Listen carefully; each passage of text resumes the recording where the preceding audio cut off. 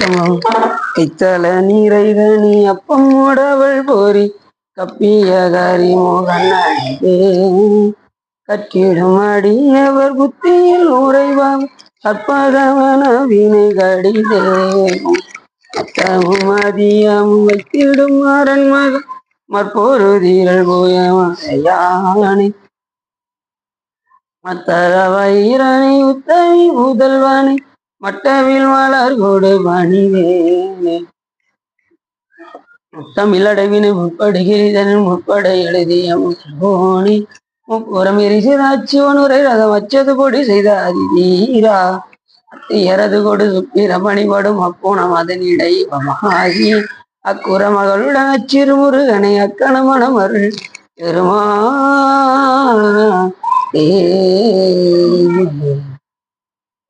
எந்தாயும் எனக்கருள் தந்தையும் சிந்தாகுலமானவை ஈத்தனையாள் கந்தா கதிர்வேலவனே உமையாள் மைந்தா குமரா மறைநாயகனே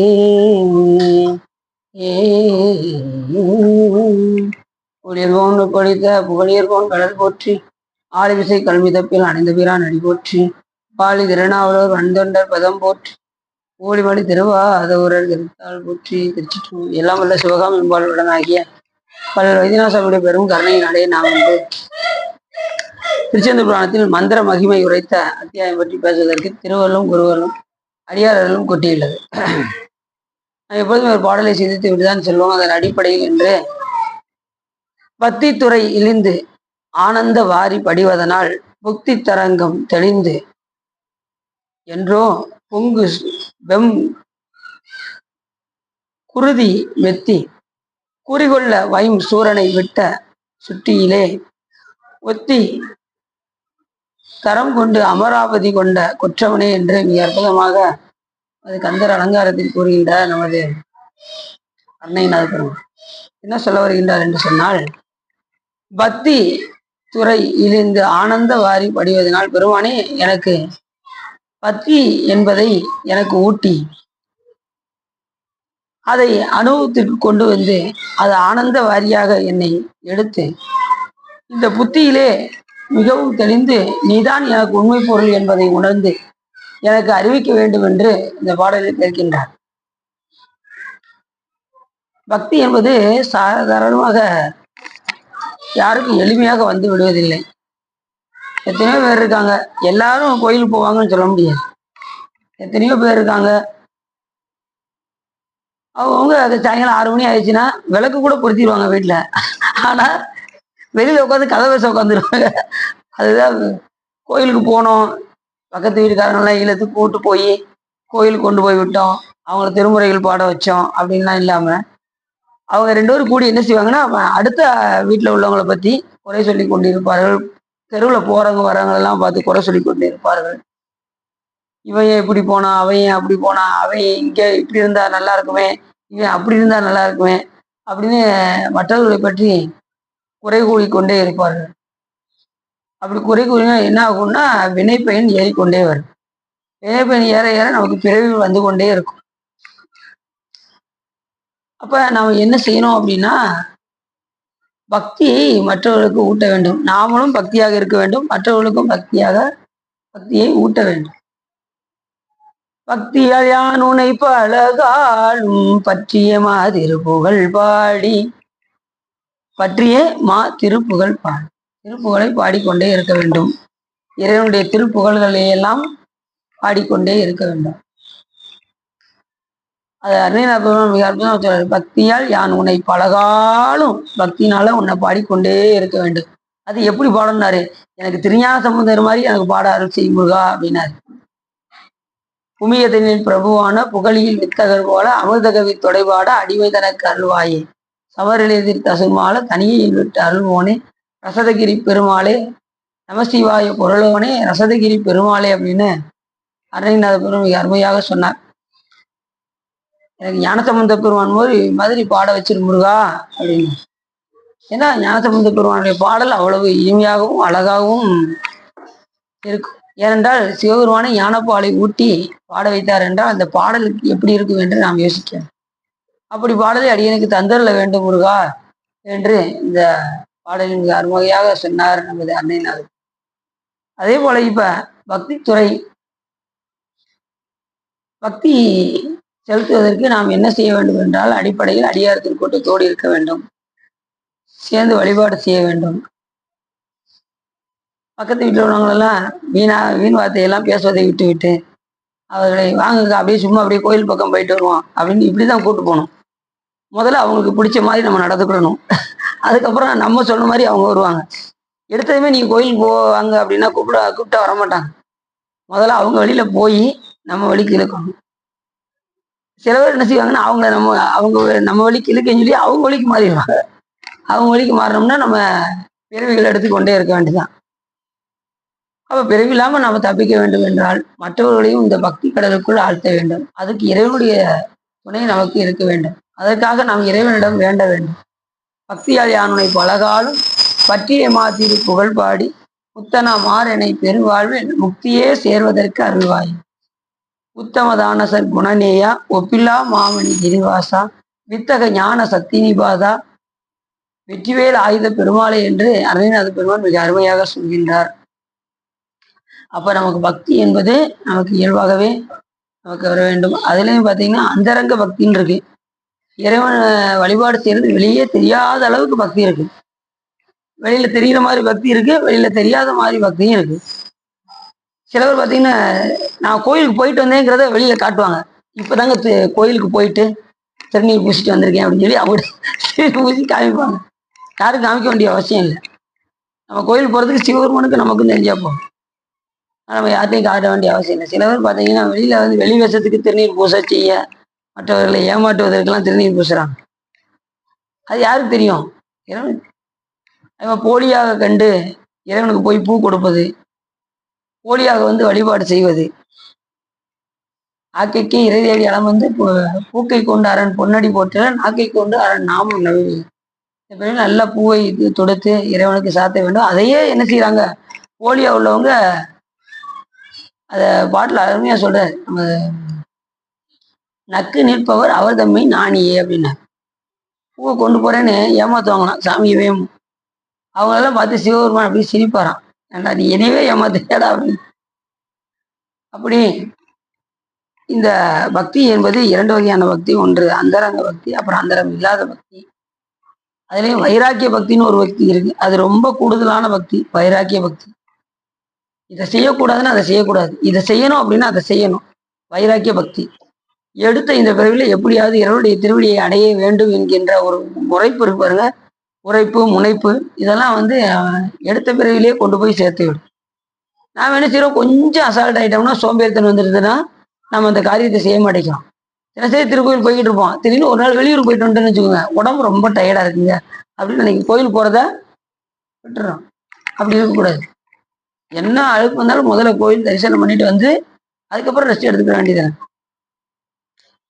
அதான் பக்தியால் யானுனை பழகாலும் பற்றிய மாதிரி புகழ் பாடி தனமாறனை பெருவாழ்வில் முக்தியை சேர்வதற்கு அருள்வாய். கோயில்ல போய் என்ன செய்யணும்? முக்தியே சேர்வதற்கு அருள்வாய். உத்தமதான சற்புடனேயா உப்பில்லா மாமணி கிரிவாசா வித்தக ஞான சக்தி நிபாதா வெற்றிவேல் ஆயுத பெருமாளே என்று முருகப்பெருமானை அந்த அளவுக்கு போற்றுகின்றார் அருணகிரிநாத பெருமாள். அப்ப நம்ம எப்படி இருக்கணும்னா, இந்த பக்தி கடலுக்குள் பதித்த பரஞ்சோதி முக்திக்கு உழன்று முனிவர் குலாம் நனிவாட அத்திக்கு அருளி அடியேனை ஆண்டு கொண்டு பக்தி கடலுக்குள் பதித்த பரஞ்சோதி தித்திக்குமா வாடி தெல்லேனம் கொட்டாமா என்று கூறுவதற்கெனங்க பக்தி எப்படி இருக்கணும்னா அப்படி வைராக்கிய பக்தியாக இருக்க வேண்டும். சாதாரண பக்திக்கெல்லாம் இறைவன் எல்லாம் அருள் செய்ய மாட்டார். வைராக்கிய பக்தி யாருக்கிடம் இருக்கின்றதோ அவர்களுக்கு தான் எளிமையாக அருள் செய்வார். அந்த வைராக்கிய பக்தியும் அன்போட இருக்கின்ற பக்தியாக இருக்கும். அன்பு இல்லாத பக்தி பக்தி ஆகாது. என்னதான் போய் காவிரியில குளிச்சாலும் கங்கையில நீராடினாலும் ஈசன் மேல் அன்பு இல்லைன்னா நீங்க எந்த குளத்துல குளிச்சும் எந்த புனித கடலில் போய் நீராடினாலும் பயனில்லாம போயிடும். அப்படி பக்தி பல வகையான பக்திகள் இருக்கு. அதுலயும் எளிமையா ஒவ்வொரு யுகத்திலையும் ஒவ்வொரு விதத்தினால முக்தி. கிருதா யுகத்துல யாகம் செஞ்சாதான் முக்தி, பிரேதா யுகத்துல யோகம் செஞ்சாதான் முக்தி, துவாபர யுகத்துல தானம் செஞ்சாதான் முக்தி, இந்த கலியுகத்துல பக்தி செலுத்தினால்தான் முக்தி. இந்த கலியுகத்துல பக்தி செலுத்தினாலே போதும். நீங்க ரொம்ப எல்லாம் இது பண்ண வேண்டாம். சாமி கிட்ட அன்பு இருந்தா போதும். கொஞ்சமாவது பக்தி இருந்தாலே நாம் என்ன செஞ்சிடலாம், மோட்சத்தை அடைந்து விடலாம் அப்படிங்கிற அப்படிப்பட்ட கலியுகம். கலியுகத்துல என்னென்ன நடக்கு பாருங்க. ஒவ்வொன்றும் நீங்க காலையில பேப்பர்ல பாத்தீங்கன்னு வச்சுக்கோங்க, ரொம்ப கொடூரமா நடக்கு. ஏதாவது செய்தி எடுத்து போட்டு பார்த்தாலும் பலவிதமான செய்திகளா தான் வருது. எதுவுமே நன்மையான செய்திகளா இல்லை. எங்க பார்த்தாலும் ஆக்சிடென்ட், எங்க பார்த்தாலும் கற்பழிப்பு, இப்படிதான் செய்திகள் எல்லாம் போடுறாங்க. ஏன்னா கலியுகம் அப்படிதான் இருக்கும். அந்த கலியுகத்திலையும் நாம பக்தி செலுத்துறோம் பாருங்க, அதைத்தான் இறைவன் உயர்வாக பார்ப்பான். கலியுகத்துல யாரு பக்தி செலுத்தி வழிபாடு செய்கின்றார்களோ அவர்களை சிவபெருமான் எளிமையாக ஆட்கொள்வார். அதான் பக்தியினால் முக்தி கலியுகத்தில் அப்படின்னாரு. பக்தி துறை இருந்து பெருமானே என்னைய அந்த பக்தி துறையில் எடுத்துக்கொண்டு எனக்கு ஆனந்த வாரி எடுத்துக்கொண்டு படிவதனால் புத்தி அரங்கம் தெளிந்து, அதனால என்ன ஆகிரும் அப்படின்னா பக்தி வந்துச்சுனாலே புத்தியில தெளிவு வந்துடும். நாம இனிமே தவறு செய்யக்கூடாது என்கின்ற தெளிவு வந்துடும். ஏன்னா நாம் செய்யக்கூடிய வினைகள் எல்லாம் எங்க போய் சேரும் அப்படின்னா நம்முடைய புத்தி தத்துவத்துல போய் பதியும். நீங்க என்ன தீவினை செஞ்சாலும் நல்வினை செஞ்சாலும் நீங்க செய்யறவங்க நீங்க புத்தி நம்ம கிட்ட இருக்கக்கூடிய மனம், புத்தி, சித்தம், அகங்காரம் என்ற நிலையில இந்த புத்தி தத்துவத்துல போய் பதிஞ்சிடும். நீங்க நல்லது செஞ்சாலும் கெட்டது செஞ்சாலும் அதுல போய் பதிஞ்சிடும். அடுத்த பிறகு கொடுக்கும்போது சாமி டக்குன்னு அந்த புத்தி தத்துவத்தை ஓபன் பண்ணுவாரு. ஓ, இன்னென்ன வேலை செஞ்சிருக்கு, ரைட்டு கூடு, அதுக்கு தகுந்த மாதிரி பிறகு வந்து எல்லாத்துக்கும் ரெக்கார்டு யார் வச்சிருக்கா? சாமி தேனா கையில வச்சிருக்காரு. நாம நினைப்போம் சாமி என்ன பார்த்துக்கிட்டா இருக்க போறாரு, 4 செவத்துக்குள்ள நடக்கிறது அவருக்கு என்ன தெரியும் அப்படின்னு நாம நினைச்சுக்கிட்டோம். ஆனா எல்லாமே யாருக்கு தெரியும்? சாமிக்கு தெரியும். ஏன்னா ஒவ்வொரு உயிரினுடைய அசைவிலும் இறைவன் இருக்கின்ற காரணத்தினால் நாம் எது செய்ய நினைத்தால் கூட இறைவனுக்கு தெரியும். கூட தானே இருக்காரு, வெளியில எங்கேயும் போல, எது செஞ்சாலும் அவருக்கு தெரியும். அப்படி புத்தி அரங்கம் தெளிந்து என்றோ பெருமானே எப்பொழுது எனக்கு அந்த புத்தி தெளிவடைய போகின்றதோ அந்த காலம்தான் எனக்கு எப்பொழுது வரப்போகின்றதோ அப்படின்னு அருணைநாத பெருமான் முருகப்பெருமான்ட்ட கேட்கிறார். பொங்கு வெம் குருதி வெத்தி குறிக்கொள்ள வெம் சூரனை விட்ட சுட்டியிலே முருகப்பெருமான் என்ன பண்ணாரு, சூரபுத்தன அந்த தன்னுடைய வேலினால் அந்த கிரௌஞ்ச மலையையும் குத்தி தரம் கொண்ட அமராவதி கொண்ட கொற்றவனே, அந்த கிரௌஞ்ச மலையை உயர்த்து மாயிலிருந்து அத்தனை பேரையும் நீக்கி அமராவதியில் இருக்கக்கூடிய அந்த தேவர்களை எல்லாம் காப்பாற்றி சூரனை 2ஆக பிளந்து அவனை சேவலும் மயிலுமாக ஆக்கி எல்லா தேவர்களுக்கும் விடுதலை கொடுத்து வைத்தார் நமது முருகப்பெருமான். அதனாலதான் அமராவதி கொண்ட கொற்றவனே அப்படின்னார். அமராவதினா யார் வாழக்கூடிய இடம் அப்படின்னா இந்திரன் வாழக்கூடிய இடம் அமராவதி. சொர்க்கலோகம் சொல்றோம் பார்த்தீங்களா, அது வந்து தேவர்கள் எல்லாம் அங்கதான் இருப்பாங்க. நிறைய புண்ணியம் செஞ்ச ஆன்மாக்கெல்லாம் எங்க போயிருப்பாங்கன்னா அந்த இந்திரனா போயிருப்பாங்க. நம்ம காட்டும் அவங்க கொஞ்சம் உயர்ந்த நல்லது செஞ்சவங்க தான், இல்லைன்னு சொல்ல. ஆனா சிவபூசை எங்க பண்ண முடியும் அப்படின்னா நீங்க தேவலோகத்துல கூட என்ன செய்ய முடியாது, பண்ண முடியாது. இந்த பூலோகத்துல மட்டும்தான் பண்ண முடியும். ஆமா சார், நீ விளையாண்டு ஆரம்பிச்சிருச்சு. 6 மணிக்கு ஆரம்பிச்சு வாங்க வாங்க. அப்படி எவ்வளவு புண்ணியம் செஞ்சிருக்கோமோ அந்த புண்ணியம் செய்ததுக்கு தகுந்தவாறு நமக்கு உலகம் நாம் போய் சென்று அடைவோம். இப்ப நாம ஓரளவுக்கு எப்படி புண்ணியம் செஞ்சிருக்கோங்கிறது நமக்கு பார்த்தாலே தெரியும். நாம எந்த அளவுக்கு புண்ணியம் செய்திருக்கின்றோம். ஓரளவுக்கு நடுத்தரமா இருக்கோமா, நம்ம அதுக்கு தகுந்த மாதிரி புண்ணியம் செஞ்சிருக்கோம். கொஞ்சம் உயர்வா இருக்கோமா, அதுக்கு தகுந்த மாதிரி புண்ணியம் பண்ணிருக்கோம். நம்ம ரொம்ப தர லோக்கல்ல இருக்கோமா, அப்ப அவ்வளவுதான் புண்ணியம் செஞ்சிருக்கோம்.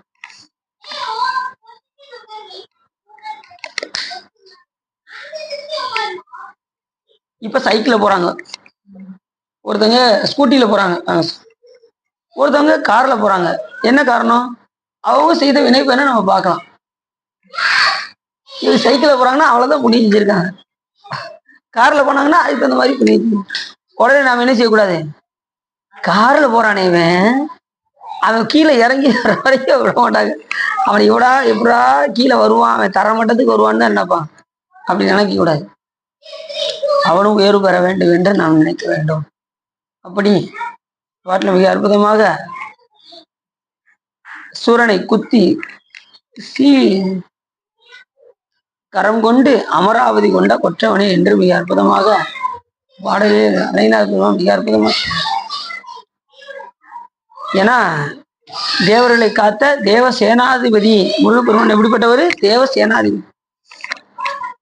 தேவர்களுக்கெல்லாம் அவையும் காத்து கவலைப்படாதீர்கள். அந்த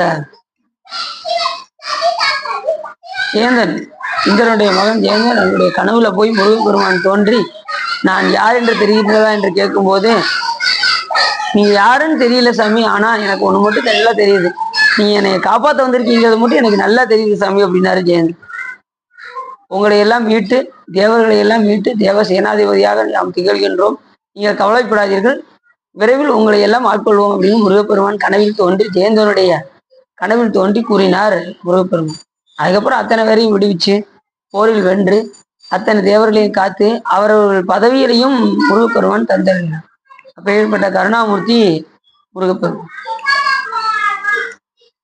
இப்படி இந்த பாட்டுல மிக அற்புதமாக சொல்கின்றார். பக்தி துறையிலிருந்து அந்தரங்கம் ஆனந்த வாரி வடிவதனால் புத்தி அரங்கம் தெளிந்து.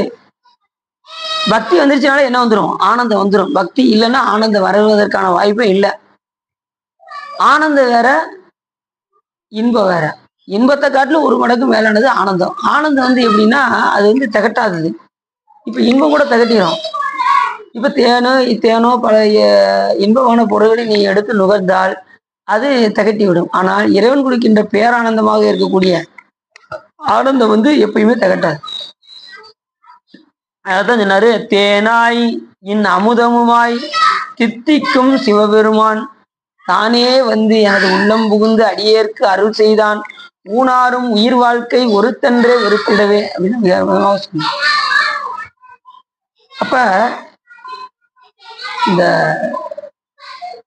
பிறவியை நாம் மதித்து பக்தி என்கின்ற கடலில் நான் மூழ்கி ஆகிய இறைவனுடைய பேரானந்தத்தை நாம் பார்க்க வேண்டும் என்ற இந்த செய்தியை அருணைநாத பெருமான் மிக அற்புதமாக இந்த பாடலில் விளக்குகின்றார்.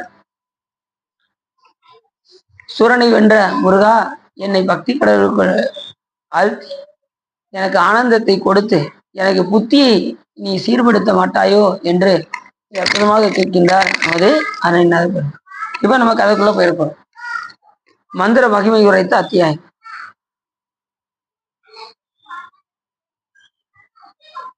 மந்திர சாஸ்திர மரமறிந்த சுகா, மகா மாயை முதலிய அநியாய அழுக்குகளை அடியோடு அகற்றி பலரும் சிவஞானத்தை எங்கும் சிறக்க பரப்பும் ஒரு வரலாறு உள்ளது. அந்த வரலாறை பற்றி நான் உனக்கு கூறப்போகின்றேன் அப்படின்னு சுகமுனிவரை பார்த்து வியாசமுனிவர் கூறினார்.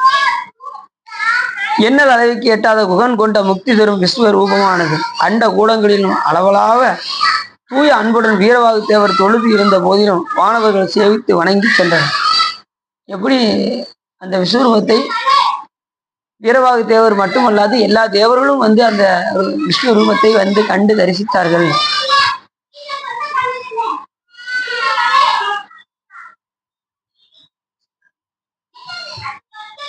அந்த கூடங்களில் அளவலாத அன்புடன் வீரவாகு தேவர் அளவிலாத அன்பு இருந்த காரணத்தினால் விஸ்வரூபத்தை பார்க்க முடிந்தது. அதை தேவர்களுக்கும் காண்பித்தார் வீரவாகு தேவர். முனிவர்களுள் முதல்வர் என கூறப்பெறும் மகதியால் முனிவரான நாரதர் நீங்காத பேரன்புடன் செவ்வேல் பெருமானிடத்த அத்திருவுருவை வணங்கி நின்று ஆகாச கங்கை போல் கண்களில் இருந்து அறிவு சொரிய உடல் மொழியை சிரிக்க. இப்ப அந்த இடத்துல யாரு வந்தா அப்படின்னா முனிவர்களில் முதல்வராக திகழக்கூடிய நாரத முனிவர் அங்கே வந்தார். நாரதர் வந்து முனிவர் அல்லாதவரா? நாரத பெருமாள் நீங்க நான் திரைப்படங்கள்ல நல்லா பார்த்துக்கோங்க. அவர் வந்து கையில ஒரு வீணையை வச்சிருப்பாரு, கொண்டை வச்சிருப்பாரு. நாரத முனிவர், அவர் முனிவர்களே தலை சேர்ந்தவர் நாரத முனிவர். அதனாலதான் அவர் தேவலோகத்துல தான் இருப்பாரு. எல்லா பேருமே அங்க தப்பிக்க முடியல. நாரதர் அங்க அந்த கூட்டத்துல இல்லவே இல்லை பாருங்க. எல்லா தேவர்களும் அடி வாங்கினாங்க, அதுல நாரதர் இல்லை. நாரதர் வரவே இல்லை பார்த்தீங்களா? அவர் ரொம்ப புத்திசாலி. நாரதர் வந்து அவரு கலங்கம் செய்வது போல தெரியும், ஆனா முடிவு வந்து நன்மையிலேயே முடியும். திருப்பரங்குன்றத்துல அந்த முருகப்பெருமான் பக்கத்துல யாருக்கா பார்த்தீங்களா? நாரதர் தான் இருப்பார். அப்படின்னு ரொம்ப நாளா போயிட்டு அது ஏதோ ஒரு முனிவர் இருக்காருன்னு நினைச்சுக்கிட்டே இருந்தேன். அப்புறம் நான் என்ன நினைச்சேன், கொஞ்ச நாள் கழிச்சு இது அகத்திய மாமுனிவர் தான், ஏன்னா அவர்கிட்ட தான் அருள் பெற்றவர், அகத்திய மாமுனிவர் தான் இருப்பார்னு பார்த்தா கடைசி நாரத முனிவர் தான். அவர் பெண் வீட்டார் சார்பா வந்தவர், அவரை பக்கத்துல வச்சுக்கிட்டாரு முருகப்பெருமான். உங்களுக்கு ஒரு முறை திருமாலும் நாரதரும் அப்படியே வந்து கொண்டே இருந்தார். அப்பொழுது நாரத முனிவர் என்ன பண்ணாரு, இப்படியே 2 பேரும் பேசிட்டே இருக்கும்போது, மாயை என்றால் என்ன அப்படின்னு கேட்டார். யாரு? நாரதர் கேட்டாரு திருமாவளவன பார்த்து. சரி எனக்கு ரொம்ப தண்ணி தாகமா இருக்கு. கொஞ்சம் தண்ணி எடுத்துட்டு வரியா அப்படின்னாரு. சரி இந்த எடுத்துட்டு வந்துடுறேன் அப்படின்ட்டு நாரத முனிவர் அப்படியே போனார். அவங்க நடந்து வந்த பாதை வந்து ஒரு காடு. காட்டு பக்கம் எங்கடா தண்ணி இருக்குன்னு அப்படியே போய் பார்த்தாரு. போனா அங்க சோலைகளும், மரங்களும், செடிகளும், கொடிகளும் அடர்ந்து இருந்தன. அப்படி அடர்ந்து இருந்த அந்த சோலைகள்ல எங்க தண்ணி வருதுன்னு அப்படியே கொஞ்சம் தூரம் போய் பார்த்தாரு. திருமால் கேட்டாரு, எப்படியாவது அவருக்கு கொடுக்கணும் அப்படின்ட்டு நேரா அப்படியே போனாரு. அங்க ஒரு ஆறு ஓடிக்கொண்டிருந்துச்சு. அந்த ஆற்றை பார்த்தார். தண்ணி எடுக்கலாம் என்று நுகரலாம் என்று நினைத்தார். நினைத்ததும் தண்ணீருக்கு அருகிலாம் போனார். போய் தன் முகத்தெல்லாம் அந்த கண்ணாடியா இருந்துச்சு. அந்த தண்ணி வந்து எப்படி இருந்ததுன்னா ரொம்ப தெளிவான தண்ணியா இருந்துச்சு. அதை தன் முகத்தை பார்த்தாரு. அவ முகத்தை பார்க்கும் போதே தண்ணியில இன்னொரு முகம் தெரிந்தது. யாருன்னு பார்த்தா மிகப்பெரிய அழகியாக திகழக்கூடிய ஒரு முனிவருடைய மகள் அங்கே தண்ணீர் எடுக்க வந்தார். அந்த பெண்ணை பார்த்ததுமே நாரதருக்கு திருமணம் முடிக்க வேண்டும் என்கின்ற விருப்பம் வந்தது. உடனே 2 பேரும் எப்படியாவது இந்த பெண்ணை அடைய வேண்டும் என்று எங்க போறான்னு பின்னாடியே போனாரு. அப்படி பின்னாடியே போய் அந்த பெண் எங்க போகின்றாள் என்று பார்த்து உடனே அந்த வீட்டுக்கு உள்ளே சென்றார். அங்கே அவருடைய அப்பா இருந்தார். அந்த பெண்ணை எப்படியாவது திருமணம் முடிக்க வேண்டிய என்ற ஆவலில் அவர் அப்பாவிடம் போய் சென்று எனக்கு உங்களுடைய பெண்ணை நீங்கள் திருமணம் முடித்து வைக்க வேண்டும் என்று கேட்டுக்கொண்டார். உடனே அதற்கு அந்த பெண்ணும் சம்மதித்தார். இப்ப உடனே ஒரு உருவத்தை மாற்றி கொண்டார். ஏன்னா சாதாரண முனிவரா போனா திருமணம் முடிக்க முடியாது சொல்லி உருவத்தை மாற்றி கொண்டு போனார். உடனே இருவருக்கும் அந்த அழகுல மயங்கி அந்த பெண்ணும் சரி என்று ஒத்துக்கொண்டார். அப்படி ஒத்துக்கொண்டதும் உடனே இருவருக்கும் திருமணம் நடந்தது. திருமணம் நடந்து 3 பிள்ளைகள் பிறந்தது. எத்தனை பிள்ளை? நாரதருக்கு இருக்கு. சொல்லிட்டு வர கதையை உதக்கிறாங்க. அப்படியே இருவருக்கும் திருமணம் நடந்தது. 3 பிள்ளைகள் பிறந்தது. கொஞ்ச காலம் அங்கே வாழ்ந்தார்கள். அப்படி வாழ்ந்து கொண்டே இருக்கும்போது திடீர்னு அங்கே காட்டுக்குள்ள அந்த ஆத்துல வெள்ளம் வர ஆரம்பிச்சு. இவங்க வீடு அதுக்கு மேலதான் இருக்கு. ரொம்ப வெள்ளம் வரணுதும் வீடே முழுகிற அளவுக்கு வந்துருச்சு. இப்ப அந்த புறமா போகணும். சார்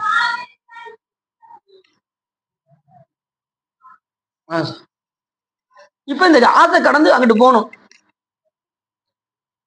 எப்படி போக முடியும்? 3 குழந்தை கையில இருக்கு. நாரதர் கையில 3 குழந்தை இருக்கு. சார் 3 குழந்தை இருக்கு. வீடு முகிருச்சு. இவங்க அப்படியே தத்தளிச்சுக்கிட்டு இருக்காங்க.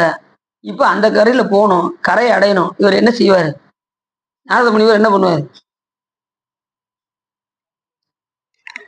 ரொம்ப சிரமம் தான். இவர் என்ன பண்ணாரு? ஒவ்வொருத்தரையும் 2 தோள்களை வச்சுக்கிட்டு 2 பிள்ளைய தோல்ல வச்சுக்கிட்டு ஒரு பிள்ளைய தலையில வச்சுக்கிட்டு மனைவியை இடுப்புல வச்சுக்கிட்டு நடந்து போனாரு. ஆத்த கடந்து போனாரு. அது ரொம்ப வெள்ளம் வந்ததுனால மனைவி எடுத்துட்டு போயிடுச்சு. முதல்ல மனைவி இறந்தார். அடுத்து 2 கையில வச்சிருந்தாரு பாருங்க, அந்த 2 பிள்ளைகளையும் எடுத்துட்டு போயிடுச்சு. அப்புறம் கொஞ்சம் ஆற கடக்க கடக்க கடக்க கடக்க அவர் மூழ்கிட்டே கடைசி தலைமையில வச்சிருந்தாரு பாருங்க, அந்த பையனும் மூழ்கி இறந்துட்டான். அவனும் உள்ள போயிட்டான். கடைசி நாரதர் தப்புச்சம் பொழைச்சேன்னு ஒரு இதை கரையை பிடிச்சி ஓடி வந்தாரு. அப்பாடா அப்படின்ட்டு வேகமா ஓடி வந்தாரு. திருமலை நின்றுட்டு இருக்காரு. எப்பா தண்ணி கொண்டு வந்தியா அப்படின்னு கேட்டாரு. நான் தண்ணி தானே எடுக்க போனேன், இவ்வளவு நிகழ்ச்சி நடந்துருச்சானா அது தெரியுதாப்பா, இதுதான்ப்பா மாயை அப்படின்னாரு. மாயை என்னன்னு கேட்டேல, இப்ப நீ போயிட்டு வந்ததுல இதுதான் மாயை அப்படின்னு காமிச்சேன். எவ்வளவு நாள் ஆயிடுச்சு பாருங்க. இவர் மாயைக்கு என்னன்னு பொருள் கேட்டதுக்கு தண்ணி கொண்டு வரமுன்னு இவ்வளவு நாள் ஆகி போயிடுச்சு. இந்த ஆத்த கடந்து அவர் நிறைய நாள் வாழ்ந்து செஞ்சு 3 குழந்தைய பெற்று செஞ்சு வந்து வெள்ளத்துல அடிச்சு மறுபடியும் வந்து அதுக்கப்புறம் வந்தா இங்க திருமணம் அப்படி நிக்காரு அதே இடத்துல. இவரு போய் எல்லாம் பல காலம் வாழ்ந்துட்டு வந்துட்டாரு. தெரியுதாப்பா இதான்ப்பா மாயை அப்படின்னு திருமணம் காமிச்சார். ஓ இதுதான் மாயையா அப்படின்னு. ஏன்னா மாயை மயக்கவும் செய்யும் என்று. மாயை என்ன செய்யும்? எளிமையாக மயக்கும். இந்த உலகத்துக்கு வந்தாலே அதனாலதான் சுந்தரம் சாமி சொன்னாரு, சாமி நான் கண்டிப்பா நான் கீழே புலவத்துக்கு போனா உன்னை நான் நிச்சயமா மறந்துடுவேன். அதுல எந்த வித ஆச்சரியமும் இல்லை. அப்படி நான் உன்னை மறந்துட்டேன்னா இதை தக்க நேரத்தில் என்னை தடுத்து ஆட்கொள்ள வேண்டும் என்று சுந்தரம் சுவாமிகள் சிவபெருமான்கிட்ட பார்த்து கேட்டார். கைகள் அஞ்சலி குப்பி கலங்கினான். செய்ய சேவடி நீங்கும் சிறுவையே மையன் மானுடமாய் மயங்கும் வேலையில் ஐயனே என்னை தடுத்து ஆண்டு அருள் செய்யன அப்படின்னு கேட்டார். வந்தாரா? கரெக்டா வந்தாரா? திருமணத்துல தடுத்தாரு. அப்புறம் அவர் அடியாராக ஏற்றுக்கொண்டார். அப்புறம் அந்த வழிபாட்டை நிலைநிறுத்துமாறு செய்து அருளும் செய்தார். அப்புறம் ஆண்டாரு, அருளும் செய்தார். முதல்ல தடுத்து, அப்புறம் ஆண்டு, அப்புறம் அருள் செய்த விதம் மிக அருமை. சாமி எப்பயுமே அடியாருக்கு சிறப்பாக தான் செய்வார். அதுலேயும் சுந்தர சாமி சொல்லவே வேண்டாம். அவர் மேருமலையிலும் தவம் செய்தவர். அதனால சாமி நிறைய அவருக்கு அருள் பண்ணார்.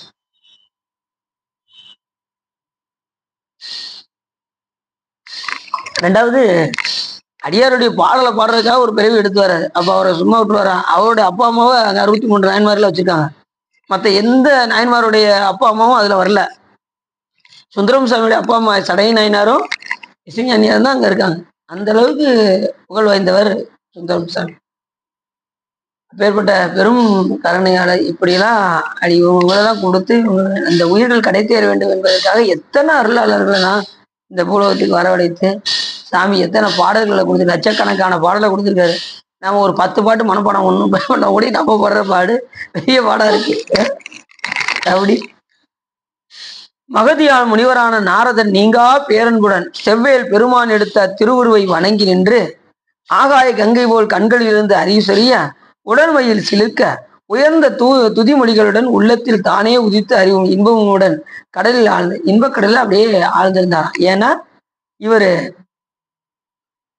முருகப்பெருமானுடைய அந்த திருவுருவை வணங்கி அந்த விஸ்வரூபத்தை இவரும் கண்டு தரிசித்தார்.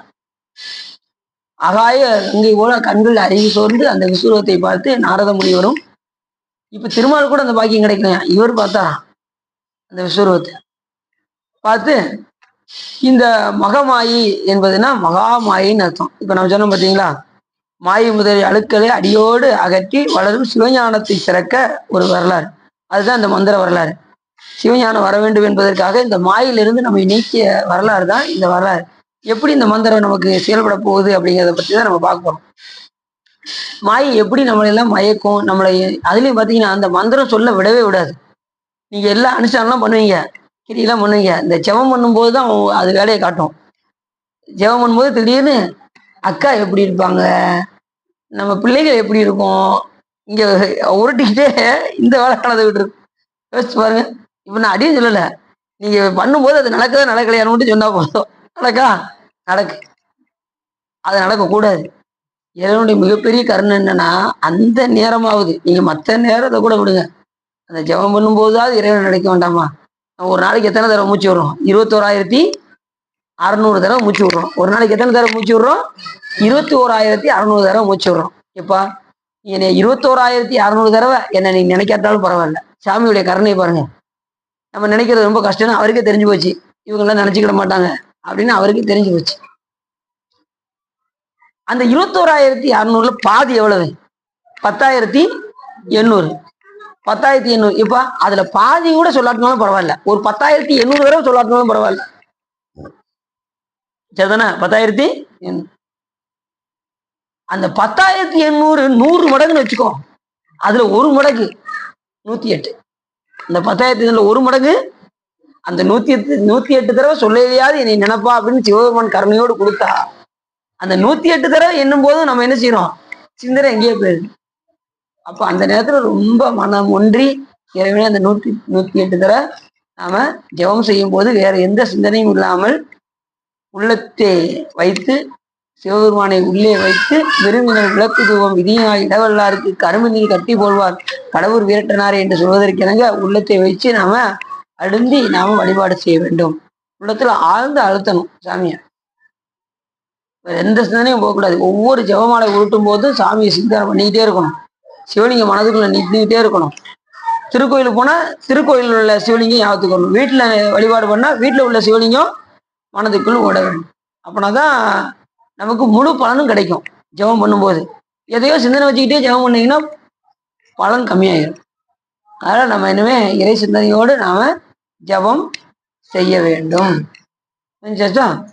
ஜெபம் செய்யும்போது எப்படி செய்யணும்? முழு மனதோடு மாசம்.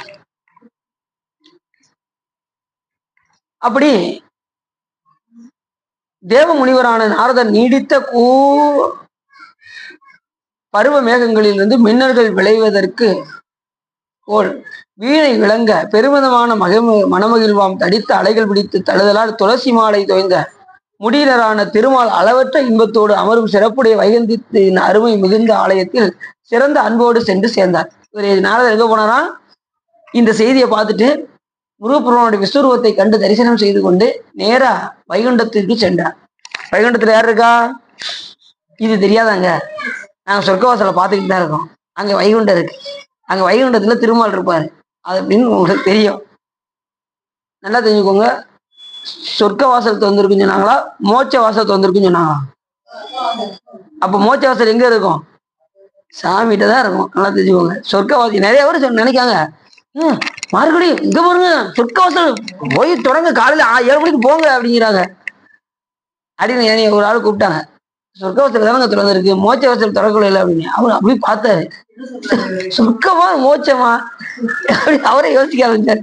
மோட்சம் எங்க, நம்ம சாமிகிட்ட இருக்கு, மோட்சம் சிவபெருமான் ஒருத்தர் தான் கொடுப்பாரு. சொர்க்க வாசல் வேணா திறந்திருக்கும், சொர்க்க வாசல் போனா மறுபடியும் இங்க பூலத்துக்கு வரணும், மோட்ச வாசல் போனா திரும்பி வர வேண்டிய தேவையில்லை அப்படின்னு. அதுக்கப்புறம் அவர் யோசிச்சு பார்த்துட்டு அதுக்கப்புறம் போயிட்டார். அது வழிபாடு பண்ண வேண்டியதான். நம்ம அறியாம போய் வழிபாடு பண்றது வேற, அறிஞ்சு வழிபாடு பண்றது வேற. நமக்கு சிவபெருமான் தான் எல்லாம் தெரிஞ்சு போச்சு, முதல் பொருள் அவர் தான், அவர் தான் எல்லாமாவும் இருக்காரு, அவர் தான் படைக்கும் பிரம்மாவா இருக்காரு, விஷ்ணுவா இருக்காரு, ருத்ரா இருக்காரு, மகேஸ்வரனா இருக்காரு, சதாசிவமூர்த்தியா இருக்காரு, எல்லாமாவும் முருகப்பெருமானாவும் இருக்காரு. எல்லாமாவும் இருக்கின்ற பெருமானை பார்த்ததுக்கு அப்புறமும் நம்ம என்ன செய்யக்கூடாது, மற்றோதையும் கனவிலும் நினையாது. அதுலயும் ஒரு பாட்டை சொன்னாரு, கற்றறியேன் கலைஞானம் கசிந்திருக்கேன் ஆயிடினும் மற்றறியேன் பிற தெய்வம் வாக்கியலால், வாக்குல கூட சொல்ல மாட்டேன், வாக்கியலால் வார் கடல் வந்து உற்று இருமாந்து இருந்தேன் என் பெருமானே அடியருக்கு பொறுத்த விசு நாய்க்கிடுமாறு அன்றே நின் பொன்னர்லே அப்படிங்கிறாரு மாணிக்காசு. எனக்கு எந்த ஞானமும் இல்லை சாமி, ஆனா ஒன்னே ஒரு ஞானம் மட்டும் இருக்கு, என்ன, மற்றது என் பிற தெய்வம் வாக்கியலால் வார்கடல் வந்து அப்படின்னு. மற்ற தெய்வத்தை நான் கனவுடையும் நினைக்க மாட்டேன், ஏன்னா எனக்கு நல்லா தெரிஞ்சு போச்சு, முதல் பொருள் நீதான் அப்படின்னு தெரிஞ்சு போச்சு அப்படின்னு மாணிக்கவாசக பெருமான் சொல்றாரு. அப்படி பெருமிதமான மகிழ்மகள் இருக்கக்கூடிய துளசி மாலை அணிந்த திருமால்னாரு. துளசி கதை உங்களுக்கு தெரியும் நினைக்கிறேன். துளசி யாருன்னா பிருந்தாவா இருந்தது. யாருடைய மனைவியா, சலந்தராசனுடைய மனைவியாக திகழ்ந்தால் பிருந்தை. சலந்தாசுரன் எல்லாவற்றையும் வென்று பிரம்மா விஷ்ணுக்களை எல்லாம் போய் வென்று கடைசி சிவபெருமானை எதுக்கணும்னு போனாரு. சலந்தரன் ஜலத்துல இருந்து பிறந்தவன் அர்த்தம். ஜலம்னா தண்ணீர், தண்ணீர்ல இருந்து பிறந்தவன் ஜலந்தாசுரன். எல்லாரையும் வென்று சிவபெருமான்ட்டே வர வாங்கிட்டு சிவபெருமான்ட்டே சண்டைக்கு போனான். நான் எல்லாத்தையும் கைலாய மலைக்கு நான் சிவபெருமானோடு சண்டைக்கு போறேன் அப்படின்னா, உடனே சிவபெருமான் எதுக்கு வந்தாரு, ஒரு மாறுவேடத்தோடு எப்பா எங்க போறேன், கைலாயத்துக்கு போறேன். யாரை பார்க்க, சிவபெருமானை போய் எதிர்க்க போறேன் அப்படின்னு. அப்படியா, நான் ஒரு சக்கரத்தை போடுறேன், இந்த சக்கரத்தை நீ பேருக்கு ஒரு தலையில வச்சா போதும், நான் ஒத்துக்கிறேன், நீ சிவபெருமான்கிட்ட போய் சண்டை போடுவேன்னு ஒத்துக்கிறேன் அப்படின்னு காலில் அப்படி ஒரு சக்கரத்தை போட்டாரு. அவன் எடுத்து தூக்கி தலையில வச்சான் பாருங்க, இருக்குன்னு சுத்தி தலையை அருந்தது. ஆனா அவனுடைய இறப்பு, அவன் அருந்து இறந்தாலும் கூட மறுபடியும் உயிர் வருவதற்கான வாய்ப்பு இருக்கு. ஏன்னா அவனுடைய மனைவி கற்பு போனால்தான் இவனுடைய உயிர் போகும் என்ற நிலை இருக்கும்.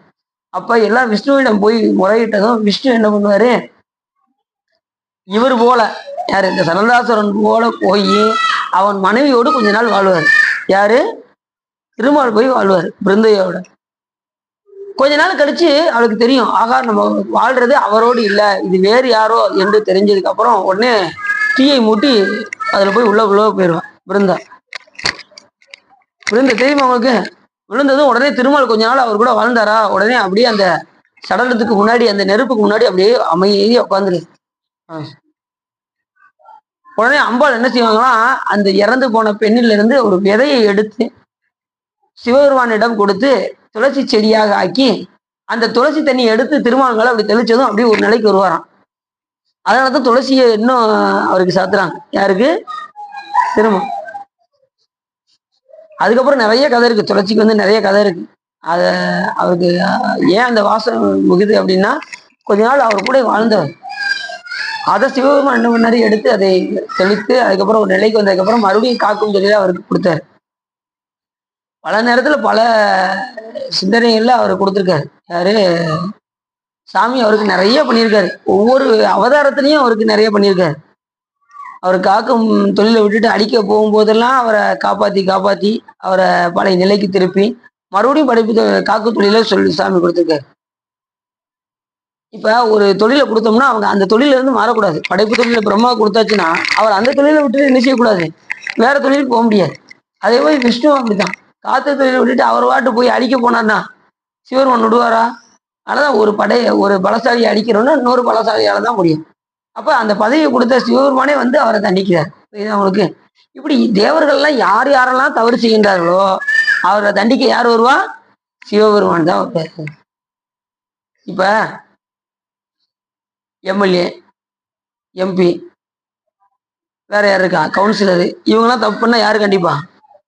முதலமைச்சர் கண்டிப்பாரு. முதலமைச்சரே தப்பு பண்ணா யாரு கண்டிப்பா? ஜனாதிபதி கண்டிப்பாங்க. பதவியோட தூக்கடா அப்படின்னு அவருக்கு அதிகாரம் இருக்கு. அது போல எல்லாத்தையும் தூக்குறதுக்கு யாருக்கு அதிகாரம் இருக்கு? சிவபெருமானுக்கு அதிகாரம். எல்லாத்தையும் நீக்கிறதுக்கு ஒரு பெரிய ஆள் இருந்துதான் ஆகணும், அது சிவபெருமான். அப்படி வைகுந்தத்தின் அருமை மிகுந்த ஆலயத்தில் சிறந்த அன்போடு சென்று சேர்ந்தார் இந்த நாரத முனிவர். பார்க்கடல் நடுவில் சுவேதம் என்னும் செழித்த ஒரு தீவு உள்ளது. பார்க்கடல் நடுவுல சுவேதம்னு ஒரு இடம் இருக்கான். அந்த இடத்துலதான் திருமால் இருப்பாராம். பார்க்கடலில் பள்ளி கொள்கின்றார்னு சொல்றாங்கல்ல திருமால். இப்ப பார்க்கடல்ல அந்த சுவேதம் என்கின்ற இடத்துல போய் ஒரு செழித்த தீவு கொண்டு இருக்கும். அந்த தீவு நலம் சிறந்த அத்தீவின் நடுவில் உள்ள மேன்மையான வைகுண்ட பட்டினத்தில் இன்பமயமாக யார் இருப்பா? அங்க திருமால். அங்கே ஆகம முறைப்படி ஆலயங்கள் எல்லாம் அங்க உள்ள இருக்குமா பார்க்கடலுக்குள்ளே. பார்க்கடலில் பள்ளி கொள்கின்றாங்கல்ல, அங்க வந்து அவர் இன்பமயமாக இருக்கு. அங்கே 2 நீண்ட ஆயிரங்கால் மண்டபம் ஒன்றில் பசும்பாலின் நுரை போல இன்பம் முதிர்ந்து திருமால் அங்கே இருந்தார். ஏற்கனவே சொன்னேன், பார்க்கடல்ல ஒரு மீன் இருந்தது. அழகா பாலை சாப்பிட்றதை விட்டுவிட்டு சின்ன சின்ன குட்டி குட்டி பூச்சியை பிடிச்சி சாப்பிட்டு கொஞ்சம் பார்த்தீங்களா? அது போல நாம இன்பமயமா சிவபெருமான் இருக்காரு. இவரை விட்டுட்டு நாம இந்த பூச்சியை கடிச்சு சாப்பிட்ட மாதிரி இந்த உலகத்தை போய் எரிஞ்சுக்கிட்டு இருக்கோம், போய் நுகர்ந்துகிட்டு இருக்கோம். இது உண்மை இல்லைன்னு தெரிஞ்சிருந்தும் கூட ஆனா நமக்கு எது தெரியுது, எல்லாமே கண்ணுக்கு எதிர நடக்கு. அதனால நம்ம என்ன செய்யறோம், இதை நம்ம அதிகமாக நுகர்றோம். இப்ப நினைச்சா சாக்லேட் வாங்கி சாப்பிட்ருவோம், துட்டை கொடுத்து வாங்கி சாப்பிட்ருவோம். இந்த இன்பம் உடனே கிடைச்சிருது. ஆனா சிவபெருமான்ட்ட கொஞ்சம் லேட் ஆகும். சிவபெருமான்ட்ட போயிட்டுங்களா? அப்படியா? சரி சரி. இப்ப இந்த இன்பம் உடனே துட்டு கொடுத்தா கிடைச்சிருது. ஆனா இறை இன்பம் உடனே கிடைக்காது. ஏன்னா சாமி கண்ணுக்கே தெரியல, எப்படி நம்ம நுகர முடியும்? அப்படி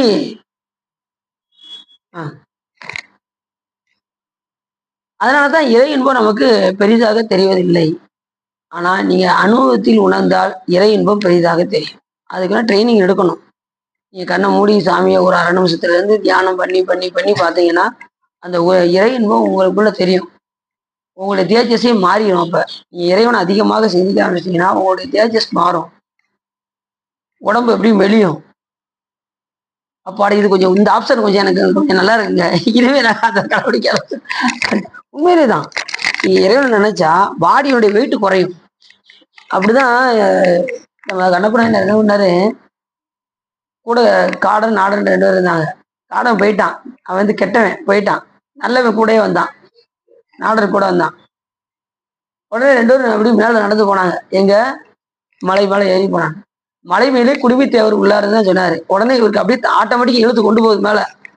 கண்ணப்பன என்ன மேல போகும்போது, நாடா எனக்கு பாரம் குறைவது போல் தெரிகிறது அப்படின்னாரு. கண்ணப்பன என்ன யார்கிட்ட பார்த்து? கூட வந்த நாடன்னு பார்த்து. ஏன் அப்படின்னா அவர் அந்த மேல ஏற ஏற ஏற அந்த 36 தத்துவங்களையும் அவர் கடந்து மேல போறாராம். ஏன்னா 36 தத்துவத்தையும் கடந்தாதான் நம்ம சாமியை அடைய முடியும் என்ற காரணத்தினால் அப்படி அவருடைய பாடியுடைய வெயிட்டு குறைந்து கொண்டே சொல்லும். அதே மாதிரி இறைவனை நாம் அதிகமாக சிந்திக்க ஆரம்பித்தால் நம்மளுடைய பாடியுடைய வெயிட்டும் குறைந்து கொண்டே வரும். லேசா இருக்கும் உடம்பு, உங்களுக்கு எதுவுமே தெரியாது. அந்த அளவுக்கு எளிமையாகவும் அருமையாகவும் வந்து விடுவீர்கள் இறைவனை அதிகமாக சிந்தித்தார். சரி, அப்படி மென்மையான வெந்நீர அழகிய ஆதிசேடனாகிய கட்டிலில் மேல் மலர்மகளும் நிலமகளும் இருபுறம் இருப்ப சுனந்தனும் விஸ்வசேனன் கருடன் தலைமையிலான நந்தன் உயர்ந்த ஜனகாதி முனிவர்கள் முதலானோர் கங்கை முதலிய நதி தேவதைகள் மலருடைய 5 அருக்கள் காமதேவனு தேவ மகளிர் 8 வசுக்கள் அனுசந்தல் இவங்க எல்லாம் இருந்தாங்க அப்படிங்கிறாரு. அங்க இக்கூடலாம் யார் இருந்தா? அந்த திருமாலோடு சேர்ந்து இவங்க அந்த 8 வசுக்கள், அந்த 5 மர தருக்கள், இந்த கருப்பு இது என்ன பண்ணா நம்ம இந்த உலகத்தை அனுபவிக்கும் போது நல்லா தெரிஞ்சுக்கோங்க. நீங்க எதை வேணாலும் அணுவிங்க. ஆனா அனுபவிக்கும் போது போதுங்கிற மனப்பான்மையோடு அணிவிக்கிறோம். அதை மீறிட்டோம்னு வச்சுக்கோங்களேன், துன்பமாக வந்து முடியும். இது ராமகிருஷ்ண பரமேஸ்வரர் ஒரு கதை சொன்னார். எப்படின்னா, ஒருத்தன் பாலைவனத்துல ரொம்ப தண்ணி தாக இருந்தது. முதல்ல வந்து ரொம்ப வெயில் அடிச்சது. வெயில் அடிச்சதும் கொஞ்சம் நிழல் இருக்கலாமே இறைவா அப்படின்னு நினைச்சானா. உடனே அவனுக்குள்ள ஒரு மரம் இருந்தது. உடனே அந்த மர நிழல்ல போய் ஆஹா அருமையா இருக்கே, அதோட நிப்பாட்டி இருக்கலாம்ல, அவனுக்கு நிழல் கிடைச்சிருச்சுல, இதோட நிப்பாட்டலாம்ல, ஆசை அதோட நிப்பாட்டி இருக்கலாம்ல. ஆனா ஆசை விடாது. அப்படியே கொஞ்சம் தண்ணி கிடைச்சா ரொம்ப நல்லா இருக்கும் அப்படின்னு நினைச்சான். அடுத்த நிமிஷமே அவனுக்கு முன்னாடி, ஏன்னா அது வந்து கற்பகத்தரு, கேட்டதெல்லாம் கொடுக்கும். அந்த மரம் கேட்டதெல்லாம் கொடுக்கும். உடனே அவனுக்கு முன்னாடி தண்ணி வந்தது, தண்ணி குடிச்சான். தண்ணி குடிச்சு கொஞ்ச நேரத்துல கொஞ்சம் சாப்பாடு கிடைச்சா நல்லா இருக்கும் அப்படின்னா வகை வகையான சாப்பாடு கிடைச்சது. அறுசுவை உணவோடு அவனுக்கு அங்க சாப்பாடு கிடைச்சு. பரவாயில்ல, சாப்பாடு நல்லா கிடைச்சிச்சு. ஒரு கட்டில் இருந்தா நல்லா ஜம்முன்னு தூங்கலாம் அப்படின்னு நினைச்சா அவனுக்கு முன்னாடி கட்டில் வந்துருச்சு. உடனே கட்டில தூங்கினதும் இப்படி காலை நீட்டி இப்படி படுத்திருந்தானா, யாராவது 2 பேரும் காலை அமுக்குனா ரொம்ப நல்லா இருக்கும். உடனே தேவ கன்னிகள் வந்து அவன் காலை பிடிச்சு விட்டாங்க. ஏன்னா அது என்ன மரம், அப்போ தேவ கன்னிகள் வந்து காலை அமுக்கி விட்டாங்க. இப்ப இதோடையாவது நிப்பாட்டி இருக்கணும். அப்பயும் அவன் ஆசை விடல. திடீர்னு என்ன ஆயிடுச்சு, அவனுக்கு ஒரு பயம் வந்துச்சு. ஏதாவது பேய் பிசாசுகள் 2 ஏதாவது வந்து நம்மளை கடிச்சு தின்றுமோன்னு நினைச்சான். அடுத்த நிமிஷமே இந்த 2 கன்னிகளும், ஒரு பேய் ஒண்ணு பிசாசு ஆகி கடிச்சு தின்றுச்சு. ஆசை அதிகமாச்சுன்னா என்ன, அழிவுதான் ஆகும். ஆசை அதிகம் ஆக ஆக அழிவுல போய் முடியும். எதுவுமே போதும் என்கின்ற மனத்தோடு நிப்பாட்டிக்கணும். ரொம்ப அனுபவிக்க வேண்டும் என்று நினைத்தால் அது இருக்கிறதும் சேர்ந்து போயிடும், மொத்தமும் அழிந்து விடுவோம். புரிஞ்சுச்சா? இது ராமகிருஷ்ண பரமேஸ்வரர் சொன்னது இந்த கதை. இது எல்லாருமே நிறைய சொற்பொழிவாளருமே சொல்லிக்கிட்டு இருக்காங்க அந்த கதையை வந்து. அப்ப நம்ம அனுபவிக்கும் போது, நாம இந்த உலக வாழ்க்கையில நாம அனுபவிக்கும் போது போதும், இது போதும், இன்னைக்கு 100 ரூபா வருமானம் வந்தா போதும் அப்படின்னு இன்னைக்கு விட்டுறணும்ல. இதை வச்சு எப்படி 200 ஆக்கணும், இதை வச்சு எப்படி லட்சம் ஆக்கணும்னு நம்ம நினைச்சோம்னா நம்ம அழிவுல தான் போய் முடியும். போதும், இன்னைக்கு கிடைச்சது போதும். இந்த வாரம் இன்னைக்கு இவ்வளவு சம்பளம் கிடைச்சிருக்கா, அதை கொண்டு வாழ்வோம். இன்னைக்கு ₹1,00,000 கிடைச்சிருக்கா, அதை கொண்டு செலவு பண்ணுவோம். கோடீஸ்வரன் என்ன செய்வான், அவனுக்கு 1 கோடி கிடைச்சா போதும் நிப்பாட்டணும். அவன் பல கோடி ஆக்கணும்னு நினைச்சான்னா இருக்கிறது அலைஞ்சு. நிறைய பேர் அப்படிதான். லாட்டரி டிக்கெட்ல ரூபா விழுவும். 1,00,000 விழுந்ததும் அவன் வர்ற ஆட்டத்தை பார்க்கணும். முதல்ல 100 200க்கு ஒவ்வொரு ஆட்டையும் போய் கேட்டுக்கிட்டு இருந்தாலும் ஒரு ₹1,00,000 விழுந்துச்சுன்னு வச்சுக்கோங்க, உடனே அந்த தெரு என்ன விலைன்னு கேளு கொஞ்சம் அப்படிங்கிற லெவலுக்கு போயிடுவாங்க. ஏன்னா 2வது அந்த ஆணவத்தினுடைய உச்சமாய்ப்பு கையில தொட்டு வந்தது. எவ்வளவு வந்தாலுமே நாம ஒரு நிலையில இருந்து மேல போயிடக்கூடாது. என்னைக்குமே ஒரே நிலையோட தான். மீறினால் நாம் துன்பம் அடைவோம், முடிஞ்சா அழிஞ்சே கூட போயிடுவோம். அதனால எப்போதுமே ஆசை அருமின்கள், ஆசை அருமின்கள் ஈசனோடாயினும் ஆசை அருமின்கள், ஆசை படப்பட ஆய்வரும் துன்பங்கள், ஆசை விடவிட ஆனந்தம் ஆகுமே. ஆசை விட்டா ஆனந்தம் உண்டாகும், ஆசை விடலைன்னா அழிவு உண்டாகும். அவ்வளவுதான். சரி, அப்படி தேவ மகளிர் 8 வகையான வசுக்கள் அத்தனை பேரும் முதலானவர்களாம் அங்கு கூட இருந்தார்கள். மகதியால் நாரதர் சென்று அவரது திருவடி மலர்களை அன்புடன் வணங்கி திதித்து அமைய நாரதர் போய் திருமலை போய் பார்க்க போனாரு. அது அவருக்கு நாரத முனிவர்னே பேரு, நாரதர் கூட கிடையாது, அவர் நாரத மகா முனிவர்னு பேரு. அதனாலதான் திருப்பரங்குன்றத்துல அங்கே முருகப்பெருமானுக்கு பக்கத்துல யாரு இருக்கா, திரும்பி பேச உங்களுக்கு திருப்பரங்குன்றத்துல நாரத முனிவர் தான் பக்கத்துல இருக்காரு. அடியனே ரொம்ப நாள் அகத்திய மாமுனிவர் நினைச்சேன். அதுக்கப்புறம் புஸ்தகத்துல படிச்சதுக்கு அப்புறம் தான் தெரியும் அது எதுக்காக இருக்காங்க. எதுக்காக வந்தாருன்னா, பெண் வீட்டார் சார்பா வந்தாராம். தேவயானைக்கு பெண் வீட்டாரா வந்தவர் தான் சாமி பக்கத்துல வச்சிருக்காரு. புரியுது நமக்கு. ஏன்னா விண்ணுலகத்துல இருந்து வந்தவங்கல்ல தேவயானை அம்மா. தேவயானையால வளர்க்கப்பட்டவங்க தான் தேவயானை. மண்ணுலகத்துல வள்ளி தேவியார வளர்ந்தாங்க. ஆனா விண்ணுலகத்துல இருந்து வரும்போது அந்த பெண் வீட்டார் சார்பாக நாரத முனிவர் வந்திருக்காரு. அப்படிதான் அடின்னு படிச்சேன். அதுக்கு மேல வேற என்ன இருக்குன்னு அடின்னு தெரியல. நான் படிச்ச விஷயத்த உங்கள்கிட்ட சொல்லிட்டேன். நீங்களே டெஸ்ட் பண்ணி பார்த்துக்கோங்க. எதுவுமே நமக்கு நூல்கள்ல சொன்னா நம்ம நம்பலாம். நம்ம தனியா நம்ம சொந்தமா என்ன செய்யக்கூடாது? ஒரு விஷயத்த நாம எடுத்து சொல்லக்கூடாது. இது இவங்க சொன்னாங்க, இது இவங்க சொன்னாங்க. இது ஞானசம்பந்த பெருமான் சொன்னாரு, இது திருநாவுக்கரசு பெருமான் சொன்னாரு, இது சுந்தரம் சாமி சொன்னாரு, இது மாணிக்கவாச பெருமான் சொன்னார். இந்த விஷயம் வந்து இந்த நூல்கள்ல இருக்கு. வேணா போய் எடுத்து பார்த்துக்கோங்க. அப்படித்தான் சொல்லணும். நூல்கள் இருந்தால் மட்டுமே தான் சொல்லணும். நம்மளா புதுசா ஒண்ணு என்ன செய்யக்கூடாது? கிரியேட் பண்ணி சொல்லக்கூடாது.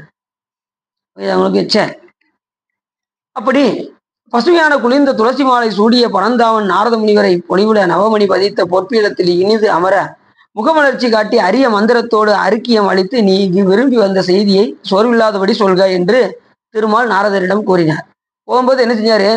பொலிவுள்ள நவமணி பதித்த பொற்பிடத்தில் இனிது அமரச் செய்து முகமலர்ச்சி காட்டி அரிய மந்திரத்தோடு அர்க்கியம் அளித்து, யாருக்கு? நாரத முனிவருக்கு இவர் அர்க்கியம் கொடுத்தாராம். இப்ப எவ்வளவு சிறப்பு! நாரத முனிவரை பொலிவுள்ள நவமணி பதித்த பொற்பிடத்தில் அமரச் செய்து முகமலர்ச்சி காட்டி அரிய மந்திரத்தோடு அர்க்கியம் அளித்து. ஒருத்தவங்க உபச்சாரம் பண்ணணும் அப்படின்னா, ஒருத்தவங்க விருந்தாளர் வந்தாங்கன்னா அவங்கள கண்டிப்பா நாம என்ன செய்யணும்? உபச்சாரம் பண்ணணும். இப்ப நீங்க சிவபூஜையில் எடுத்துட்டீங்கன்னு வச்சுக்கோங்களேன்.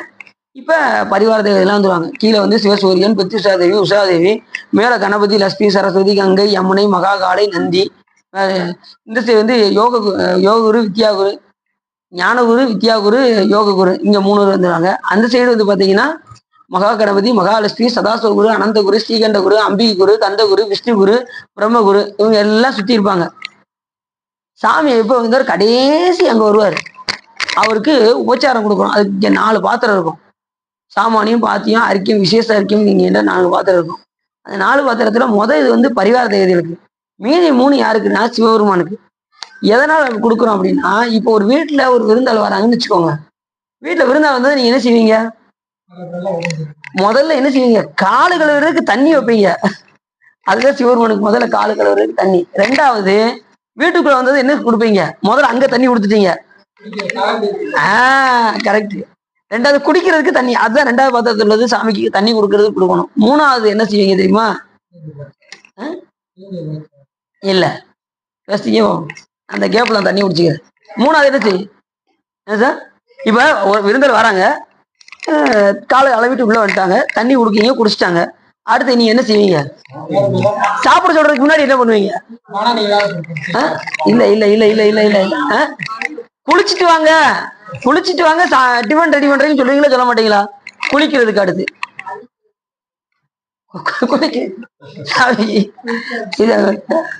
முதல்ல குளிச்சுட்டு வாங்க, டிஃபன் ரெடி பண்றேன்னு சொல்லுவீங்கல்ல. முதல்ல கால் கழுவுற தண்ணி, அப்புறம் குடிக்கிறதுக்கு தண்ணி, அப்புறம் குளிக்கிறது. குளிச்சுட்டு அதுக்கப்புறம் எப்பயும் போல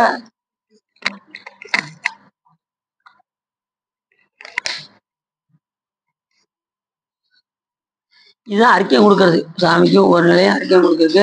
சாமி இந்த 2வது பார்த்த விசேஷ அறிக்கையத்துல இருந்து சாமிக்கு எடுத்து, அதாவது சிவாய சுவாகா, சிவாய சுவாகான்னு சாமிக்கு நைவேத்தியம் விட்டுறீங்கல்ல, அவருக்கு சிவாய ஸ்வதா அப்படின்னு சொல்லி தண்ணி கொடுக்கணும். சாப்பாடோட முடிச்சிடக்கூடாது. நம்ம சாப்பிட்டா அப்படி விட்டுருவோமா? தண்ணி குடிக்காம விட்டுருவோமா? விக்கல் வந்துடும் நமக்கு. அதே மாதிரி சாமிக்கும் அப்படி நினைக்கணும். அவருக்கு விக்கல் வந்துருமே, அவருக்கு தண்ணி கொடுக்கணும் அப்படின்னு சொல்லி, அதனாலதான் செம்புல நம்ம தண்ணி எடுத்து வைக்க பார்த்தீங்களா? சாமிக்கு தண்ணி கொடுக்கணும். எப்படி சாப்பாடு கொடுக்குறோமோ அதே போல தண்ணியும் கொடுக்கணும். அது விசேஷ அறிக்கையத்துல கொடுக்கணும். சரி, அப்படி ஒரு அறிக்கையை கொடுத்து பலகாலம் மழையின்றி பஞ்சத்தால் மக்கள் பரதவித்தனர். அந்நாளில் உதித்தார் ஒருவர். அவர் பிறந்ததும் நரம் என்னும் நன்மலை. இப்ப என்ன சொல்றாங்க? இப்ப நாரதங்கிற பேர் எதனால வந்துச்சுன்னா, பலகாலம் மழையின்றி பஞ்சத்தால் மக்கள் பரவிக்கும் போது அவங்க உதித்தவர் தான் நாரதர். அவர் பிறக்கும் போது எப்படின்னா, நரம் என்னும் நன்மலை பொழிந்த காரணத்தினால், இவர் பிறக்கும் போது நல்ல மழை பெஞ்சதுனால அது அந்த பிள்ளைக்கு நாரதன் வச்சாங்களாம். நல்ல மழை பெய்ந்ததுனால, நாரன்னா மழைன்னு அர்த்தமா, நல்ல மழை பெய்ந்ததுனால நாரதன் பேர் வச்சாங்களாம். இப்ப நாராயணன்னா என்ன அர்த்தம் தெரியுமா உங்களுக்கு? நாராயணன்னா ஏற்கனவே உங்கள்கிட்ட சொல்லியிருக்கேன் சார், புரியல. நாராயணன் அப்படின்னா என்ன அர்த்தம்? நாரம் அப்படின்னா தண்ணீர், நீரு. நாரம்னா நீரு, அயனன்னா அங்க அங்க சயனத்துல தூங்கி கொண்டிருப்பவர் அர்த்தம். சலத்தில் தூங்கி கொண்டிருப்பவர் நாராயணன். நல்லது. எல்லா நாமமே யாருடைய நாமம்? சிவபெருமானுடைய நாமம் மறந்துடக்கூடாது. நீ முருகான்னு கூப்பிட்டாலும் யார் நாமம்? நாராயணான்னு கூப்பிட்டாலும் யார் நாமம்? வெகு கோடி சம்பு குமாரா நமோ நம்ம. வெகு கோடி நாமங்களுக்கு சொந்தக்காரராக விளங்கக்கூடியவர் சிவபெருமான். சரி, அப்படி நாரம் என்னும் ஞான போதகர் என்று கூறுவதும் உண்டு ஒரு வகை. அதனால அவர் ஞான போதகராகவும் இருந்தார் நாரதன். நிறைய இடத்துக்கு போவார், கழகம் உண்டாக்குவார், கடைசி முடிவு வந்து நன்மையாகவே வந்து முடியும். அதாவது ஞான போதகர்னே பேர். ஏதாவது எது செஞ்சாலும் நல்லதே தான் செய்வார். இந்த நாரதை தானே போய் அவர் அகலியை போய் திருமணம் முடிச்சு வச்சாரு கௌதம முனிவருக்கு. போன்ற நம்ம கதை கேட்டீங்கல்ல, நாரதை தான் போய் நீ இங்கே வாப்பா, முதல்ல உங்கள் வீட்டு பசுவை காட்டு, இந்த பாரு முன்னாடி ஒரு முகம் பின்னாடி ஒரு முகம், ஈன்ற கன்றை பார்க்க சொன்னாரு, சுற்றி வர சொன்னாரு, பிரம்மா கிட்ட போனாரு, இவருக்கே முடிச்சு வச்சிருங்கன்னு சொன்னது யாருன்னா நாரதை தான் சொல்லுவார். ஏற்கனவே நம்ம இந்த போனட்ட கதை பார்த்தோம். அப்படி உமையம்மை பெற்ற குமரன் கொடிய சூரர் குலத்தை வேறறுத்து மாந்தந்த மகளை யானை மகளை ஒற்றுமை கொள்ள உறவாடி பரதகண்ட நிலப்பரப்பில் கனிந்த இயல் இசை நாடகம் என்னும் முத்தமிழுடன் அசையாமல் உயர்ந்த குளிர்ந்த தாமர பரணியின் தென்புறத்தில் சிகரங்களையுடைய கந்த மாதன மலைச்சாரலில் உள்ள செந்தில் பதியில் வானவர்களும் முனிவர்களும் வாழ்ந்து இருந்து. எப்படி சொல்றாரு பாருங்க, திருச்செந்தூரை சொல்றதுக்கு எவ்வளவு சொல்றாரு பாருங்க. முருகப்பெருமானை சொல்லும் போது உமையம்மை பெற்ற குமரன், கொடிய சூழல் குலத்தை வேறறுத்த சூழன், மானந்த மகளை யான் மகளை ஒற்றுமை கொள்ள உறவாடிய கந்தன். இப்படி எப்படி சொல்றாங்க. முருகப்பெருமானை எப்படினாலும் போட்டிக்கிட்டே இருக்கலாம். எத்தனையோ நாமங்கள், 1008 நாமங்கள் தனியா சகசர நாமம் இருக்கு. முருகப்பெருமான் அச்சனைக்கு என்ன நாமம் இருக்கு? சகசர நாமம் இருக்கு. இந்த சஷ்டி நேரத்துல, இந்த கார்த்திகை நேரத்துல எல்லாம் உட்காந்து அந்த சகசர நாமத்தை எடுத்து நீங்க அர்ச்சனை பண்ணலாம். முருகப்பெருமான் எண்ணில்லாத புண்ணியம். அது இந்த புண்ணிய காலத்துல நீங்க முருகப்பெருமானுக்கு 1008 அர்ச்சனை பண்ணீங்கன்னா எவ்வளவு பெரிய சிறப்பு. 1008 மலர்களை வச்சுக்கிட்டு முருகப்பெருமானா அப்படி அர்ச்சனை பண்ணீங்க. ஓம் சுப்பிரமணியாவே நமக அப்படின்னு அந்த மந்திரத்தை சொல்லி சொல்லி சொல்லி ஒவ்வொரு மந்திரத்தையும் சொல்லி சொல்லி அர்ச்சனை பண்ண அனந்த கோடி மடங்கு பெருகும். ஒரு மந்திரமானது அனந்த கோடி மடங்காக பெருகும். என்னைக்கு? அந்த புண்ணிய காலத்தில் வழிபாடு செய்தால். மற்ற காலத்தில் வழிபாடு செய்தால் 1 மடங்கு, புண்ணிய காலத்தில் வழிபாடு செய்தால் அனந்த கோடி மடங்கு. சரிதானா? சரி, அந்த நேரத்தில் திருப்புகழ் பாடுவது, முருகப்பெருமானை போற்றி பாடுவது, இந்த மாதிரி செயல்கள்லே இருக்கணும். சஷ்டி நேரத்தில், கார்த்திகை நேரத்தில், அது மாதிரி இந்த செவ்வாய்க்கிழமை. ஆனால் செவ்வாய்க்கிழமை காட்டிலும் திங்கக்கிழமை சிறப்புன்னு சொல்லி நமக்கு நூல் சொல்லுது. திங்கக்கிழமை முருகப்பெருமானுக்கு உகந்த நாளாம் அப்படின்னே சொல்லுது. இதுக்கு முந்திர புராணத்தில் அதான் வருது. நம்ம செவ்வாய் நினச்சிக்கிட்டு இருக்கோம், ஆனால் இங்கே திங்கள் ரொம்ப சிறப்பாக இருக்கு முருகப்பெருமான். திருச்செந்தூர்ல முக்கால்வாசி திங்கக்கிழமை தான் சிறப்புன்னு சொல்லுது. அதனால திங்கக்கிழமை போய் வழிபாடு செய்தால் ரொம்ப சிறப்பு. வெற்றியில் சிறந்த வீரவாகு சேவித்தல் பொருட்டு கொண்ட வானராவிய விஸ்வரூபத்தில் பொருந்தி எழுந்த பல உலகுகளை மோதல் இன்றி உயர்ந்த முனிவர்கள், கந்தர்வர்கள், தேவர்கள், திரிசுதந்தர்கள் வெகு நேரம் தரிசித்து அதனாலான மகிழ்ச்சி அடங்காமையால் உமது அடிக்கீழ் அதை உரைத்தல் பொருட்டு இங்க வந்தேன். அந்த விஸ்வரூபத்தை பார்த்துட்டு என்னால பொறுக்க முடியல, அதை சொல்றதுக்காக வந்தேன் அப்படின்னு சொல்லி திருமலை பார்த்து சொன்னாரு. யாரு? நாரத முனிவர் சொன்னார். அப்ப எவ்வளவு சிறப்பு பாருங்க. அந்த விஸ்வரூபத்தை யாரு பார்த்திருக்கா? திருமால் பார்க்கல, இவர் பார்த்திருக்காரு. நாரதர் பார்த்துட்டு வந்து அந்த எப்படி சொல்றாரு, அந்த வீரவாக சேவித்தல் பொருட்டு வானளாவி விஸ்வரூபத்தில் பொருந்தி எழுந்த பல உலகுகளை அதுல கண்டா. இப்ப எல்லா உலகம் யாருக்குள்ள இருக்கு? முருகப்பெருமானுக்குள்ள. எல்லா உலகமும் அங்கே உயர்ந்த முனிவர்களும், கந்தர்வர்களும், தேவர்களும், கிண்ணறர்களும், இயக்கர்களும் எல்லாரும் அது அவருக்குள்ள தெரியும். அந்த திரு சுதந்தர்களுடன் 2000 அந்தரர்களோடு உள்ளே இருப்பதெல்லாம் அதை கண்டு மனம் வாங்கினார் நாரதர். எப்படி வீரதேவர் காட்சி கொடுத்தாரோ அதே போல நாரதருக்கும் காட்சி கொடுத்துருக்காரு. எல்லா தேவர்களும் கண்டு அதை தரிசிச்சிருக்காங்க. தரிசிச்சு அதை பார்த்துட்டு உங்கள்கிட்ட சொல்லாம போக முடியல, அதனால் வந்தேன் அப்படின்னாரு. அப்ப பாரத போர்க்களத்தில் பார்த்தனுக்காக நீர் எடுத்த விஷ்ணு உருவை பார்த்திருக்கிறேன். இப்ப பாரத போர்ல விஷ்ணு என்ன செஞ்சாரு? விஸ்வரூபம் எடுத்தாரு. அர்ஜுனுக்காக உபதேசம் பண்ணும்போது விஸ்வரூபம் எடுத்தாரு. அப்புறம் இவருக்கு காட்சி கொடுத்தாருல, விஸ்வரூபத்தை காமிச்சாரு. கர்ணனுக்கு காமிச்சாரு. அதையும் சொல்றாரு. தண்டகவனத்தில் மாதவனும் உமது தோழன் அர்ஜுனனுக்கு வேணுற வாய்த்த மேருவை வில்லாக கொண்டு சிவனார் காட்டிய கோலத்தை சிறக்க தொழுது சேவித்தேன். சிவபெருமான் அர்ஜுனனுக்கு காமிச்சிருக்கிறதையும் அவர் பார்த்திருக்காரு. நாரதர் திருமால் காட்டியதையும் பார்த்திருக்காரு, சிவபெருமான் காட்டியதும் பார்த்திருக்காரு. ஆனா முருகப்பெருமான் காட்டியதை நான் இப்பதான் பார்த்தேன், அந்த விஸ்வரூபத்தை இப்பதான் பார்த்தேன் அப்படின்னு சொல்லி சொல்றாரு. நீங்க செய்யறதையும் பார்த்திருக்கேன், சிவனார் செய்யறதையும் பார்த்திருக்கேன். ஆனா எவரும் அஞ்சுமாறு உள்ள பதரிகாசிரமத்தில் அருமை நரநாராயணர்களான தரம் ஏறுமலையில் முன்பு ஒரு சமயம் பரமேஸ்வரர் கொண்ட விஸ்வரூபத்தை நீங்காது கண்டு கண்டு மனம் கழிந்தேன். முன்னாடி சிவபெருமான் காட்சி கொடுத்ததெல்லாம் அவர் பார்த்திருக்காரு. சொல்லளவில் சொல்லி காட்ட முடியாத குமரன் எடுத்த இந்த விஸ்வரூபத்தை போல் கடையன் எங்கும் கண்டினேன். இது மாதிரி நான் எங்கேயுமே விஸ்வரூபத்தை நான் பார்த்ததே இல்லை. சிவபெருமான்கிட்ட கூட பார்த்திருக்கேன், விஷ்ணுகிட்டையும் உங்ககிட்டையும் பார்த்திருக்கேன். ஆனா முருகப்பெருமான் எடுத்த இந்த விஸ்வரூபத்தை நான் எங்கேயும் கண்டினேன். இதன் உள் புலநுட்பத்தை உமது திருவடி கமலத்தை துதித்து அறிந்து கொள்ள அணுகினேன் என்று அருளுடைய நாரதர் அறிவித்தார். எதனால அப்படி சிறப்பு, முருகப்பெருமானுக்கு மட்டும் ஏன் இந்த சிறப்பு அப்படின்னு நாரதர் திருமாலை பார்த்து கேட்டார். அப்புறம் திருமால் சொன்னாரு, இப்ப இந்த அர்ஜுனன் பாத்தீங்கன்னா அவரு இப்ப திருமால் கடவுளா இருந்தா அவரே அந்த அஸ்திரத்தை கொடுத்துருக்கலாம். ஆனா அவர் என்ன செஞ்சாரு, நீ சிவபெருமானிடம் போய் சென்று வாங்கி வா அப்படின்னாரு.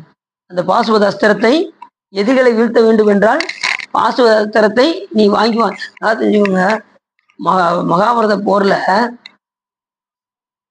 ஈஸியா முடிய வேண்டிய நிகழ்ச்சிய இப்ப விதுரர் இருக்காரு பார்த்தீங்களா, விதுரர் ஒருத்தர் இருந்தாலே போதும் பாண்டவர்கள் இன்னைக்கு காலியா இருப்பாங்க. அவர் கையில கோதண்டை வச்சிருப்பாரு பார்த்தீங்களா, அது எல்லாத்தையுமே அழிச்சிடும். கிருஷ்ணர் என்ன பண்ணாரு, கொஞ்சம் மூளையை யூஸ் பண்ணாரு. இவர் யாரு பக்கம் இருந்தாரு, பாண்டவர் பக்கம் இருந்தாரு. கௌரவ பக்கம் இல்ல, யாரு விதுரர் தான் கௌரவ பக்கத்துல இருந்தாரு. இவர் பாண்டவர்கள் கூட கிருஷ்ணர் கூட, கிருஷ்ணர் பாண்டவர்கள் கூட இருந்தாரு. கௌரவர்கள் பாண்டவர்களை ஈஸியா அழிச்சிருப்பாங்க விதுரர் கூட இருந்ததுனால. இப்ப விதுரர்களுக்கு கலகம் உண்டாக்கணும்னு சொல்லி இவர் என்ன பண்ணுவாரு, நேரா தூதுக்கு போவாரு. கிருஷ்ணர் என்ன செய்வாரு, தூது போய் இப்ப சமாதானம் ஆகும்பா, நீ என்ன செஞ்சு முடிஞ்சா கிராமத்தை வேணா எடுத்து வை, அவங்களுக்கு சண்டையெல்லாம் வேண்டாம், அப்படி நம்ம சமாதானமா போயிடும்னு சொல்ல போனதும் உடனே என்ன பண்ணுவாரு இவரு, அப்படிலாம் கிராமத்தெல்லாம் எழுதி வைக்க முடியாது அப்படின்ட்டு, சரி அப்ப எங்க வீட்டுல தங்குறியா, ஆளாளுக்கு எங்க வீட்டுல தங்க, துரியோதன வீட்லயும் தங்கல, திருதராஷ்டிரன் வீட்லயும் தங்கல, யார் வீட்லயும் தங்கல. ஆனா அவர் எங்க தங்கினாரு அப்படின்னா விதுரர் வீட்டுலதான் போய் தங்கினாரு. அதுல ரொம்ப நல்லது விதுரர் மட்டும்தான். பாஞ்சாலியுடைய சேலையை உருவும் போது அவர் ஒருத்தர் தான் மனம் நொந்தாராம், இப்படி பண்றாங்களே அப்படின்னு சொல்லி அவர் ஒருத்தர் தான் கலங்கினாராம், யாருமே கலங்கலையாம். அவர் வீட்டுல போய் இவர் போய் தங்கினாரு. நைட்டு பொழுது அங்க இருந்தாரு, ரொம்ப நேரமா பேசிக்கிட்டே இருந்தாங்க. இவர் ரொம்ப நேரம் பேசுனதும் இந்த செய்தி அவங்களுக்கு போகுது, யாருக்கு, துரியோதனுக்கு போயிருச்சு. என்னடா அவர் வீட்டுல போய் இப்போ தங்குறாரு, விடிய விடிய இவங்க என்ன பேசியிருப்பாங்களோ ஏது பேசியிருப்பாங்களோ, என்ன சொன்னாரு ஏது சொன்னாரு இவங்க கேட்க இவங்களோட விரோதம் வர, அப்ப நீ எங்க கிட்ட சத்தியம் பண்ணு, நீ அவங்களுக்கு சாதமா இல்லைன்னா எனக்கு இப்படி சொல்லு அப்படின்னதும் உடனே நான் சொன்னா நீங்க கேட்கவே மாட்டீங்களா, அவர் ரொம்ப நல்லவன், சமாதானம் போங்க அப்படின்னு சொல்லி விதுர என்ன சொல்லி அவங்க திருந்தல. உடனே அப்ப நீ அவங்களுக்கு சாட்சியா இல்லைன்னா நீ போர்ல நீ தலையிடாத அப்படின்னு சொல்லி, போருக்கு நீ வரக்கூடாது அப்படின்னு சொல்லி சொல்லுவாங்களா, நீ போருக்கு அந்த செய்தி அறிஞ்சதுமே இவன் எதை பண்ணுவாரு, அந்த வில்லு எடுத்து இப்படி உடச்சு போடுது. அந்த ஒரு வில்லு மட்டும் இருந்தா அன்னைக்கே என்ன மகாபாரத போரு முடிஞ்சு. இவரு அதுக்காக தான் போய் அவங்க வீட்டுல போய் தங்கினாரு, அந்த கோதண்டத்தை உடைக்கிறதுக்காக தான் அவர் வீட்டுல போய் தங்கிடுது. அவனுக்கு கோபம் இந்த கோதண்டத்தை உடைக்கணும், அது போய் எல்லா வரையுமே ஒரு வழி பண்ணிடுவான். பாண்டவர்கள் அன்னைக்கே அடைஞ்சிருப்பாங்க. இவர் போய் கூட இருந்ததுனால அவங்க காப்பாற்றப்பட்டார்கள். அது மாதிரி அஸ்வத்தாமன் அந்த அத்தனை சிசுக்களையும் அழிச்ச காரணத்தினால இன்னும் அவர் உயிர் வாழ்ந்துகிட்டு இருக்காராம் அஸ்வத்தாமன். ஒரு இடத்துல வீடியோல போட்டிருந்தாங்க, ஏதோ ஒரு உலகத்துல ஒரு கடற்கரை பக்கத்துல ஒரு ரொம்ப வயசாகி ஒருத்தங்க, அதுதான் அஸ்வத்தாமன்னே போட்டிருக்காங்க, கீழே போட்டு காமிக்கிறாங்க.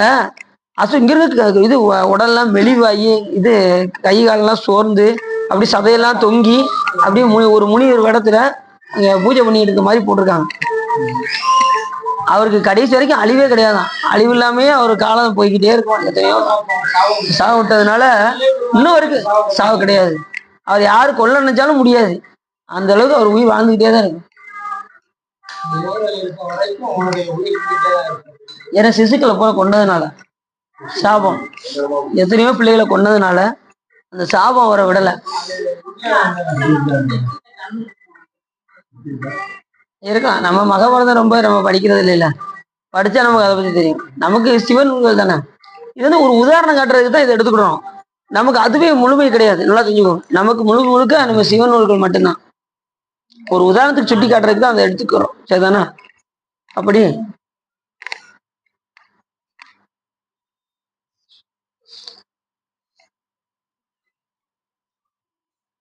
அந்த பாசுரம் தரும்போது அர்ஜுனனுக்கு சிவருமன் விஸ்வரூபத்தை காமிச்சிருக்காரு. நான் யார் தெரியுமா அப்படின்னு சொல்லி சுவாமி என்ன செஞ்சாரு, அந்த விஸ்வரூபத்தை காட்டினார். அதுக்கப்புறம் தான் சாமி எனக்கு மோட்சத்தை தந்தரல வேண்டும்னு கேட்டதும் உடனே இந்த பிறவில வாசுதஸ்திரத்தை வைத்துக்கொள், அடுத்த பிறவியில் உன்னை ஆட்கொள்கின்றேன் என்று சிவபெருமான் சொல்லி அடுத்த பிறவில 6 நாள்ல மோட்சத்தை கொடுத்தாரு சிவபெருமான். யாருக்கு? அர்ஜுனனுக்கு. அர்ஜுனன் கணப்பனாக ஆக்கி மோட்சத்தை தந்தருளினார். மாதவன் தோழருக்கு என்பதற்கு மாதவன் ஆகிய தோழனுக்கு என்று நாரதர் கூற திருமால் அவைகளை திருச்செவி ஏற்று புன்னகை புரிந்து நகை ஒளி எழுப்பி சிரிப்பின் பேரொழியால் தன் வைகுண்ட பதியில் உள்ள மாளிகைகள் முழுவதும் புனித கற்பூர வெள்ளைகளை கொண்டு புதுக்கியது போல் ஆக்கினார். உடனே அவருக்கு அப்படி அவர் சொன்னதெல்லாம் பார்த்து சிரிச்சுக்கிட்டே இருந்தாராம். யாரு? சும்மாவே புன்னகையோட தான் இருப்பாரு. யாரு? திருமால் வந்து எப்பயுமே புன்னகையோட தான் இருப்பார். மால் அப்படின்னாலே மயக்கத்தை செய்வோர்னு அர்த்தம். திருமால் அப்படின்னாலே அவர் மயக்கிறார், ஈஸியா மயக்க செய்வார். அது மாதிரி ஒவ்வொரு நிலையிலையும் பார்த்தீங்கன்னா சிவபெருமானோடய போய் மோகினியா போய் எத்தனையோ பேர்கள்லாம் மயக்கியிருக்காரு திருமால். ஆமா, அந்த ஜனகாதி முனிவர் தாரகாவனத்து முனிவர்களுடைய மனைவிகள் எல்லாம் மயக்கினது யாரு? மோகினியா போய் இவர் தான் மயக்கிருக்காரு. அத்தனை சிவபெருமான் வந்து அந்த அவருடைய மனைவி கற்பு கரைசியை பூரா மயக்கினாரு. இவரு மோகினியா போய் அந்த முனிவர்களை பூரா மயக்கினார். யாரு? திருமால். ஏன்னா திருமால் அவருடைய ஒரு சக்தியின் ஒரு சக்தியினுடைய கூறுகள் பல, அதுல ஒரு கூறு திருமாலுக்கு சிவபெருமான் கொடுத்தாரு. அதுலயும் சிவபெருமானுடைய 4 சக்தியில ஒரு சக்தியா இருக்காரு திருமால். இப்ப அதை சொல்ல போறாரு. கோபசக்தி காளி, சிவபெருமானுடைய கோபசக்தி காளி. போர் சக்தி துர்க்கை, புருஷ சக்தி திருமால், அருள் சக்தி உமையம்மை. இந்த 4 சக்தியாவும் புரிஞ்சுச்சா? அப்ப போர் சக்தி யாரு? போர் சக்தி என்பது துர்க்கை, கோபசக்தி காளி, புருஷ சக்தி திருமால், அருள் சக்தி உமையம். இப்படி 4 சக்திகள்ல ஒரு சக்தியாகவும் புருஷ சக்தியாக புருஷோத்தமன். அதனால அவருக்கு புருஷோத்தமன்னே பேரு. புருஷ சக்தியாக விளங்குகின்றதுனால திருமாலுக்கு என்ன பேரு? புருஷோத்தமன். அவர் புருட தத்துவத்துல இருப்பாரு. நமக்கு காலம், நீதி, கடை, வித்தை, அராகம், புருடன், இந்த அராகம் வரைக்கும் இந்த 5 தத்துவத்தையும் சேர்ந்து புருடன் பேரு. அந்த தத்துவத்தை இயக்குறதே அவர் திருமால் தான் இயக்குவார். நமக்கு அந்த காலம், நீதி, கலை இந்த நேரத்துல இது கிடைக்க வேண்டும் என்று விரும்புவது யாருன்னா அவர் தான் செய்வார். அந்த வேலையை செய்யறது திருமால் தான் செய்வார். இப்ப நீங்க போறீங்க, உங்களுக்கு ஒரு பவுன் செயின் கிடைக்கணும்னு விதி இருக்குன்னு வச்சுக்கோங்களேன். அந்த காலம் உங்களுக்கு கூடி வரும். அந்த காலம் இன்னைக்கு 1 பவுன் உங்களுக்கு கிடைக்கணும்னு பிராப்தம் இருக்குன்னு வச்சுக்கோங்களேன். அந்த காலம் வரும். நியதி அதை நீங்க அனுபவித்தே ஆக வேண்டும் என்கின்ற நியதி இருக்கும். கலை என்ன செய்யும்? கலை, வித்தை, அராகம், அதாவது அறிவு, இச்சை, செயல். அறிவு வந்து கரெக்டா கண்டுபிடிச்சிடும், இது தங்கம் தான் அப்படின்னு அறிவு கண்டுபிடிக்கும். இச்சை என்ன செய்யும்? விருப்பப்படும். இச்சை விரும்பும், அதை எடுக்க வேண்டும் என்று விரும்பும். அறிவு சொல்லும் இது கண்டிப்பா இது தங்கம் தான் எடுத்துக்கோன்னு சொல்லும். அதுக்கப்புறம் செயல்பட ஆரம்பிச்சிடுறீங்க. எடுத்து கொண்டு போய் வித்து, ஓ இது தங்கம் தான் ரைட்டா அப்படின்னு என்ன செஞ்சிருங்க. இது பேரு அறிவு, இச்சை, செயல்படும். இந்த தத்துவத்தெல்லாம் கூட்டி வைக்கிறது புருட தத்துவம். இது 5 சேர்த்து சட்டையாக இருப்பது புருடன் பேரு. அந்த தத்துவத்தை இயக்குறது தான் இவர் யாரு? திருமால். ஆனா அவருக்கு புருஷோத்தமன்னு பேரு. புரிஞ்சுச்சா உங்களுக்கு?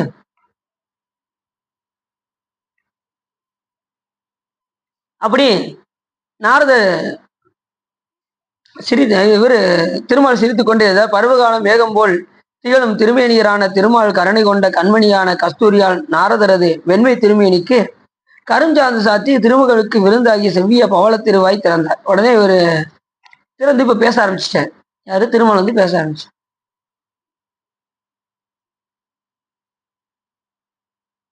ஜீவன் முத்தருக்கு முதன்மை துணையான தூய யாழ் முனிவா கூறுகிறேன் கேட்டர் அறிவான உபதேசத்தை அருளத் தொடங்கினார் திருமால். திருக்கையிலை திருமலையின் நெற்றிக்கண்ணரான நின்மலரும் பார்க்கடலில் பள்ளி கொள்ளும் யாமும் ஒன்று கலந்து, நான் அடியனும் சிவபெருமானும் ஒன்று கலந்து பசுபதியான அச்சிவனாரது முகத்தோடு இயல்பாயிருக்கும் நம் திருமுகமும் கூடி 6 முகங்களாக ஆயின. சிவபெருமானுக்கு எத்தனை முகம்? 5 முகம். என்னுடைய திருமுகமும் சேர்த்து 6 முகம். அப்படின்னு திருமால் சொல்றாரு. நல்லா தெரிஞ்சுக்கோங்க, இந்த திருமால் வேற. நல்லா தெரிஞ்சுக்கோங்க, ஒவ்வொரு உலகத்துக்கும் ஒரு திருமால் இருக்காங்க. ஒரு சுத்த மாயா போனத்துல சிவபெருமானே எப்படி இருப்பாரு? பிரம்மாவா இருப்பாரு. சிவபெருமானே விஷ்ணுவாக இருப்பாரு. சிவபெருமானே ருத்ரரா இருப்பாரு. சிவபெருமானே மகேஸ்வரனா இருப்பாரு. சிவபெருமானே சதாசிவமூர்த்தியா இருப்பாரு சுத்தமாயா போனத்துல. மற்ற போனத்துங்களை வேற வேற திருமால் இருப்பாங்க. புரியுது அவங்களுக்கு? அப்படி 5 முகத்தோடு என்னுடைய திருமுகம் சேர்ந்து 6 திருமுகங்கள் என புனித குகன் உருவாக பொருந்தும்.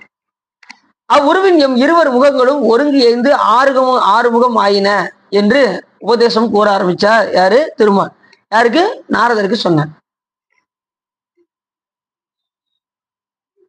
சிவபெருமானது திண்ணிய 8 திருத்தோள்களும் தேன் நிறைந்த துளசியின் நறுமணம் கமலும் நம் தோள்களும் 4ம் ஒன்று கலந்து பரம குமரன் தோள்கள் 12 ஆயின. அவருக்கு ஒரு தோல் 8, என்னுடைய 4 சேர்த்து 12 தோள்களாக முருகப்பெருமானுக்கு இருக்கின்றன. வெற்றி பெருமிதம் கொண்ட சிவனார் திருத்தோல் ஏந்திய உக்கிரமான சூலமும் பாழங்கொண்ட நம் சக்கரப்படையும் பொலிவுல நிறைஞான சக்தியாகி ஒன்றுபட்டு இருதலை சூலமே ஆகும்.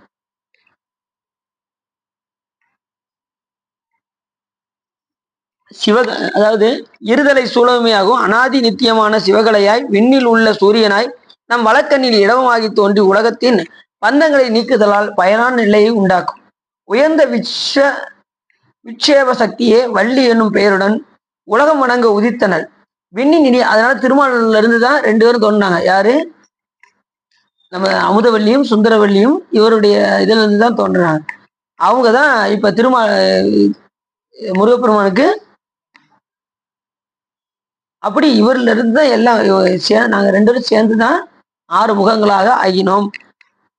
இனிய வடிவாகி தியானத்தில் விளங்குகின்ற எண்ணத்தக்க சந்திரக்கலை என்பதாய் ஆயும் தெய்வீக நம் இடக்கண் இடமாகி இன்பமயமாகி நிறைவின் உயர்வு தோன்றாதபடி விளக்கும் ஆவரணம் என்ற சக்தி சோர்வில்லாது எழும் கம்பீரமான துரோதான சக்தியே ஆகும். இப்ப இவங்ககிட்ட இருந்து வந்த சக்தி தான் துரோதான சக்தி, மறைப்பு சக்தின்னு பேரு. இப்ப சிவபெருமானிலிருந்து மறைப்பு சக்தியாக திருமால் விளங்குகின்றார் அப்படின்னு சொல்றாரு. அவர்தான் மாயை மயக்குவாரே. அப்படி நம்ம இந்த உலகத்தை காட்டுறது யாருன்னா நம்ம துரோதான சக்தி தான் நமக்கு காட்டும். எப்ப பக்குவமுடைய ஆன்மாக்களுக்கு அருள் சக்தி காட்டும். அப்ப உலகத்தை காட்டுவது யாரு? திருமால் தான் காட்டுறாரு நமக்கு. உலக மாயைய காட்டுறாரு. இறைவனை பார்க்க விடாம தடுக்கிறது இந்த துரோதான சக்தி. அதே சக்தி தான் என்ன ஆகும் அப்படின்னா இந்த உயிர்களுக்கு பக்குவம் வந்த காலத்தில் அப்படி அருள் சக்தியாக மாறி இறைவனை காட்டும். ஒரே சக்தி தான் 2 வகை சக்தியாக பிரிந்து நமக்கு காட்டும். நான் ஏற்கனவே சொன்னேன், சக்திகள் பல கூறுகளாக இருக்கும், காரியங்கள் பலவாக இருக்கும். சக்தி ஒன்றுதான், அதனுடைய காரியங்கள் பல. இப்ப மன்னர் ஆணையிட்டாரு, இவனை தூக்குல போடியா அப்படிங்கிறாரு. ஆணையிட்டது யாரு? அவரை தூக்குல போடுவாரு, மன்னரை தூக்குல போடுவாரு. யாரு போடுவா? அவர் மந்திரி வச்சுருவாரு. மந்திரி காவலர்கிட்ட சொல்லுவாரு. காவலரை கொண்டு போய் அந்த தூக்கு போடுற இடத்துல கொண்டு போய் விடுவாரு. அந்த தூக்கு போடுற இடத்துல உள்ளவங்க தான் என்ன செய்வாங்க? அந்த தண்டனையை கொடுப்பாங்க.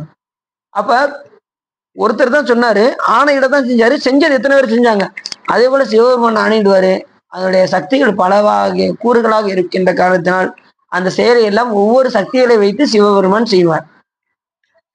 படைத்தல் செய்யக்கூடியதுக்கு அந்த பிரம்மாவும் சரஸ்வதியும், காத்தலுக்கு திருமாலும் லட்சுமியும், அழித்தலுக்கு ருத்ரனும் பார்வதியும், இப்படி ஒவ்வொரு செயலாக மறைத்தலுக்கு மகேஸ்வரனும் மகேஸ்வரியும், அருளலுக்கு சதாசிவமூர்த்தியும் மன்னனையும் வைத்து சிவபெருமான் ஒவ்வொரு தொழிலாக செய்கின்றார். அந்தந்த அருள் சக்தியை வைத்து சாமி செய்கின்றார். சுப்பிரமணியன் இப்ப சொல்றாரு, நாங்கள் எப்படி சுப்பிரமணியனாக முருகப்பெருமானாக விளங்குகின்றோம் அப்படின்னு திரும்ப சொல்றாரு. அரிய 3 பதங்கள் அமைந்திருக்கின்றன. பதம் 3 நடுவில் உள்ளதான பிரம்ம என்னும் அரிய பதம் சிவன் என்பதாகும். சுப்பிரமணியம் அப்படின்றதுல அந்த பிரம்மங்கிறது யாரை குறிக்குமா? சிவபெருமான குறிக்கும். நியம் என்பது மெய்மை பதம் சிவத்தை சிந்தித்து திருமால் என்னும் நம் சொரூபமாகும். அந்த நியம் என்பது இவருடைய சொரூபமா, திருமாலுடைய சொரூபமா.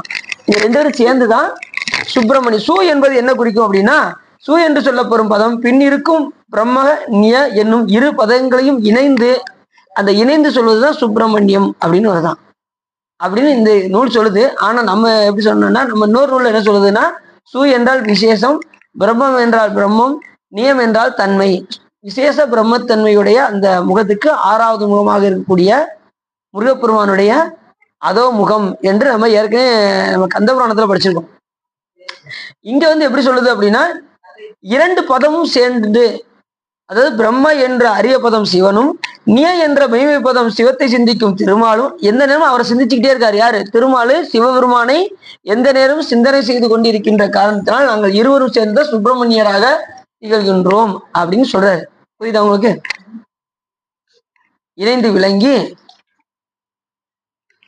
சுப்பிரமணியோம் என்பது மாபெரும் தெய்வ வேத மந்திரம். இந்த மந்திரம் எப்படிப்பட்ட மந்திரம்? சுப்பிரமணிய என்கிற மந்திரம் ரொம்ப முக்கியம். அது வேதங்கள்ல வந்து 3 முறை சொல்லுது சுப்பிரமணியம் சொல்லி. சுப்பிரமணியோம் சுப்பிரமணியோம் சுப்பிரமணியோம். அதுக்கு மேலே சொல்லுமா வேதம். ஆனா சொல்றதுக்கு அங்க வாய்ப்பு இல்லை. ஏன் அப்படின்னா வேதங்கள்ல 3 முறைக்கு மேல ஒரு சொல்லக்கூடாது. அதனால முருகபெருமானுடைய இந்த மந்திரத்தை சுப்பிரமணியம் என்கின்ற அந்த சொல்ல 3 தடவைக்கு மேல சொல்ல முடியல வேதங்களால. அதனால 3 தடவை உயர்வாக சொல்லுது அப்படின்னா அந்த மந்திரம் எவ்வளவு சிறப்புடையது என்று நம்ம பார்க்கணும். அப்படி சுப்பிரமணியம் என்பது மாபெரும் தெய்வ வேத மந்திரம், தூய இன்பம், பிரம்மம் பெரிய பொருளாம் ஞான ஆகாயம், நியம் அனுபூதியில் அப்பிரம்மத்திலிருந்து வெளிப்பட்டு விளங்கும் ஒளி. இப்ப அது வந்து பிரம்மம் என்பது ஞான ஆகாயம். அதுல இருந்து வெளிப்பட்டு வருகின்ற ஒளி தான் நியம் என்கின்ற தன்மை. அப்படி சிவத்திலிருந்து வெளிவரக்கூடிய ஞான ஆகாயமாக ஒளியாக வெளிவந்துதான் எல்லா உயிர்களுக்கும் அருள் பாலிப்பதற்காக முருகப்பெருமான் உதித்தார் அப்படின்னாரு. உருவமும் அருவமும் அனாதியாய் பலவும் ஒன்றாய் பிரம்மமாய் நின்ற ஜோதி பிளம்பு அது ஒரு மேனியாகி கருணைக்கூறு முகங்கள் 6 கரங்கள் 12 கொண்டு ஒரு திருமுருகன் வந்து உதித்தன நாங்கு உலகம் உய்ய அப்படின்னு சொல்வதற்கு என்னங்க, அப்படி ஒளியாக வருகின்றவர் தான் முருகப்பெருமான். இப்போ ஒரு உதாரணத்துக்கு ஒன்று சொல்றோமே, ஜோதி என்பது சிவம். ஜோதி என்ன சொல்லுவோம்? சிவம். அதை தொட்டா என்ன செய்யுது? சுடுதா? சுடுமா? நெருப்பு தொட்டா சுடுமா சுடாதா? ரொம்ப யோசிக்கிறேன். திடீர்னு சிவா இப்படி கேட்காங்களே, எதுக்கு சுடுன்னு சொல்லுவோமா சுடாதுன்னு சொல்லுவோமா? சுடுன்னு சொன்னா எது சொல்லுவாரா இல்ல சுட எதாவது சொல்லுவாரா அப்படின்னு நினைக்க வேண்டாம். தொட்டா சுடும். அந்த சுடுகின்ற தன்மை அம்பாள். அந்த நெருப்பு வந்து அறிவற்ற பொருள். ஆனா அதுல இருந்து ஒரு இயக்கம் ஏற்படுது, சுடுது, தொட்டா சுடுது. அடுத்து என்ன சொல்றாரு? அதுக்கு ஒரு நிறம், அந்த ஜோதிக்குள்ள ஒரு நிறத்தோட எரியுதா நிறம் இல்லாம எரியுதா? என்ன நிறத்தோட எரியுது? ஒருத்தர் மஞ்சள் சொல்லுவாங்க, ஒருத்தர் சிவப்பு சொல்லுவாங்க. பாருங்க, அந்த ஜோதியே பல வடிவம் சொல்றாங்க. அடிகளுக்கு தெரிஞ்சதெல்லாம் அந்த உள்ளுக்குள்ள ஒரு ப்ளூ கலர் ஒண்ணு தெரியுதுங்க அப்படிங்கிற, ஒருத்தவங்க மஞ்சள் கலரா தெரியுங்க, ஒருத்தவங்க சிவப்பு நிறமா அறியுங்கிறான். ஆனா உண்மையிலேயே ஜோதி வந்து சிவப்பு நிறம் தான். மஞ்சள்னு நம்ம சொல்லலாம், ஆனா உண்மையே ஜோதி வந்து சிவந்த நிறம் தான். அப்படி அந்த நிறத்துல எரியுது பாத்தீங்களா, அந்த நிறம் வந்து விநாயகப் பெருமான். அந்த ஜோதி எரிஞ்சது அப்படின்னா அதை சுற்றி ஒளி இருக்குமா இருக்காதா? அது என்னது? அதுதான் முருகப்பெருமான். இப்ப இங்க வெளிச்சம் இருக்கு, இங்க இருட்டு இருக்கா இல்லையா? இங்க வெளிச்சம் இருக்குல்ல, டியூப் லைட் இருக்கா இல்லையா? முதல்ல கொஞ்சம் மாத்தான் குழப்பினாரு, இப்ப கொஞ்சம் நல்லாவே குழப்புறாரு. இங்க இருள் இருக்கா இல்லையா? இருள் இருக்கு. இருள் இருக்கிற இடத்துல வெளிச்சம் இருக்கு அப்படின்னா அங்க இருள் இல்லாம என்ன செய்ய முடியாது? வெளிச்சம் இருக்காது. இப்ப இங்க லைட் ஆகுதுன்னா என்ன இருக்கும்? இருள் இருக்கும். அப்ப இப்ப நீங்க ஒரு இருட்டுக்குள்ள ஒரு விளக்குடிய வச்சுக்கன்னு வச்சுக்கோங்க, அதை சுற்றி ஒளி இருக்குமா இருக்காதா? கண்டிப்பா. அது எது வரைக்கும் பறந்துருக்கோ எல்லாமாவும் பறந்துருக்கும். ஒளி வந்து சுற்றி பரவும். அது ஒரு இடத்துல இருக்காது, எல்லா இடமும் பரவி இருக்கும். ரூமுக்குள்ள வச்சீங்கன்னா ரூம் முழுவதும் இருக்கும். சாமி பார்த்தாரு, இப்ப உலகத்துக்கே லைட் வேணும் அப்படின்னு சாமி என்ன பண்ணிட்டாரு? சூரிய ஒளியை வச்சுட்டாரு, எல்லாருக்கும் வெளிச்சத்தை கொடுத்துட்டாரு சாமி. அந்த வெளிச்சம் கொடுக்கலன்னு வச்சுக்கோங்க, நாமெல்லாம் உயிர் வாழ முடியாது. இந்த உயிரெல்லாம் திணற ஆரம்பிச்சிடும். காலையில சூரிய ஒளி மட்டும் உதிக்கலன்னு வச்சுக்கோங்களேன், நம்ம பாட்டு திண்டாட்டம் தான். யாரும் எங்கேயும் போக முடியாது, வர முடியாது, ஒண்ணும் செய்ய முடியாது. இறைவனுடைய மிகப்பெரிய கருணை சூரிய ஒளியாக இருந்து வேறாக இருந்து செயல்படுகின்றார். சிவபெருமான் எப்படி இருக்காருன்னா ஒன்றாய் உடனாய் வேறாய். ஒன்றாய் எப்படி இருக்காரு? உயிருக்கு உயிரா இருக்காரு. உடனே எப்படி இருக்காரு? கண்ணுக்கு ஒளி போல இருக்காரு. வேற எப்படி இருக்காருன்னா சூரிய ஒளியாக இருந்து செயல்படுகின்றார். இந்த 3 உபகாரம் செய்யணும்னா நம்மளால நினைச்சிக்க முடியாது, உயிர் வாழ முடியாது. கூட இருக்கணும், கூட இல்லப்பா ஒரு 5 நிமிஷம் இருப்பா நான் வெளியே போயிட்டு வந்துடுறேன் அப்படின்னு உயிரை விட்டு வெளியில போயிட்டாருன்னு வச்சுக்கோங்க, நம்ம சவம் ஆயிரும். சிவன் வெளியில போயிடுச்சுன்னா நம்ம சவம். அப்போ கூட இருக்கணும். 2வது என்ன செய்யணும்? கண்ணுல ஒளியா இருந்து பிற பொருள் காட்டணும். அது கண்டு காட்டும் உபகாரம்னு பேரு. இறைவன் செய்கின்ற மிகப்பெரிய உபகாரம்னா கண்டு காட்டும் உபகாரம். பிற பொருளை காட்டிக்கிட்டு சாமி கண்டு காட்டுறாராம் இந்த உயிர்களுக்கு. கண்டு இந்த உயிர்கள் இதை பாரு அதை பாருன்னு எல்லாத்துக்கும் சாமி என்ன செய்யறாரு? நம்ம கூட துணைக்கு வந்து எல்லாத்தையும் காட்டுறாரு. அதை கண்டு காணும் கண்ணுக்கு காட்டும் உளம் போல காண உள்ளத்தை கண்டு காட்டலின் அயரா அன்பின் அரண்கடல் செல்லுமே அப்படின்னு 11ஆம் சொல்லுது. இந்த 11ஆம் சூத்திரத்திலே முடிஞ்சு போச்சு. அரண் திருவடிக்கு போயாச்சுனாலும் முடிஞ்சு போச்சு. அதுக்கப்புறம் ஒரு பாட்டை வச்சாரு.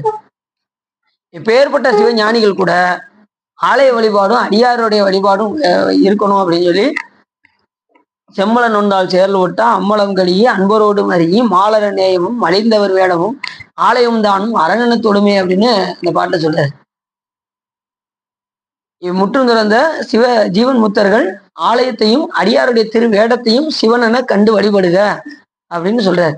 அப்ப அரண்கள் சென்றாலே முடிஞ்சு வச்சு. அப்ப எந்த நேரம் சிவசிந்தையில இருக்கிறவங்க கூட ஆலயத்துக்கு கண்டிப்பா இல்லைங்க, நான் இப்போ ஒரு பெரிய நிலைக்கு போயிட்டேன், நான் ஒரு பெரிய நிலைக்கு போயிட்டேன், நான் இப்பெல்லாம் கோயிலுக்கு போறது இல்லை அப்படிங்கிற ஆளுகள்லாம் இருக்காங்க.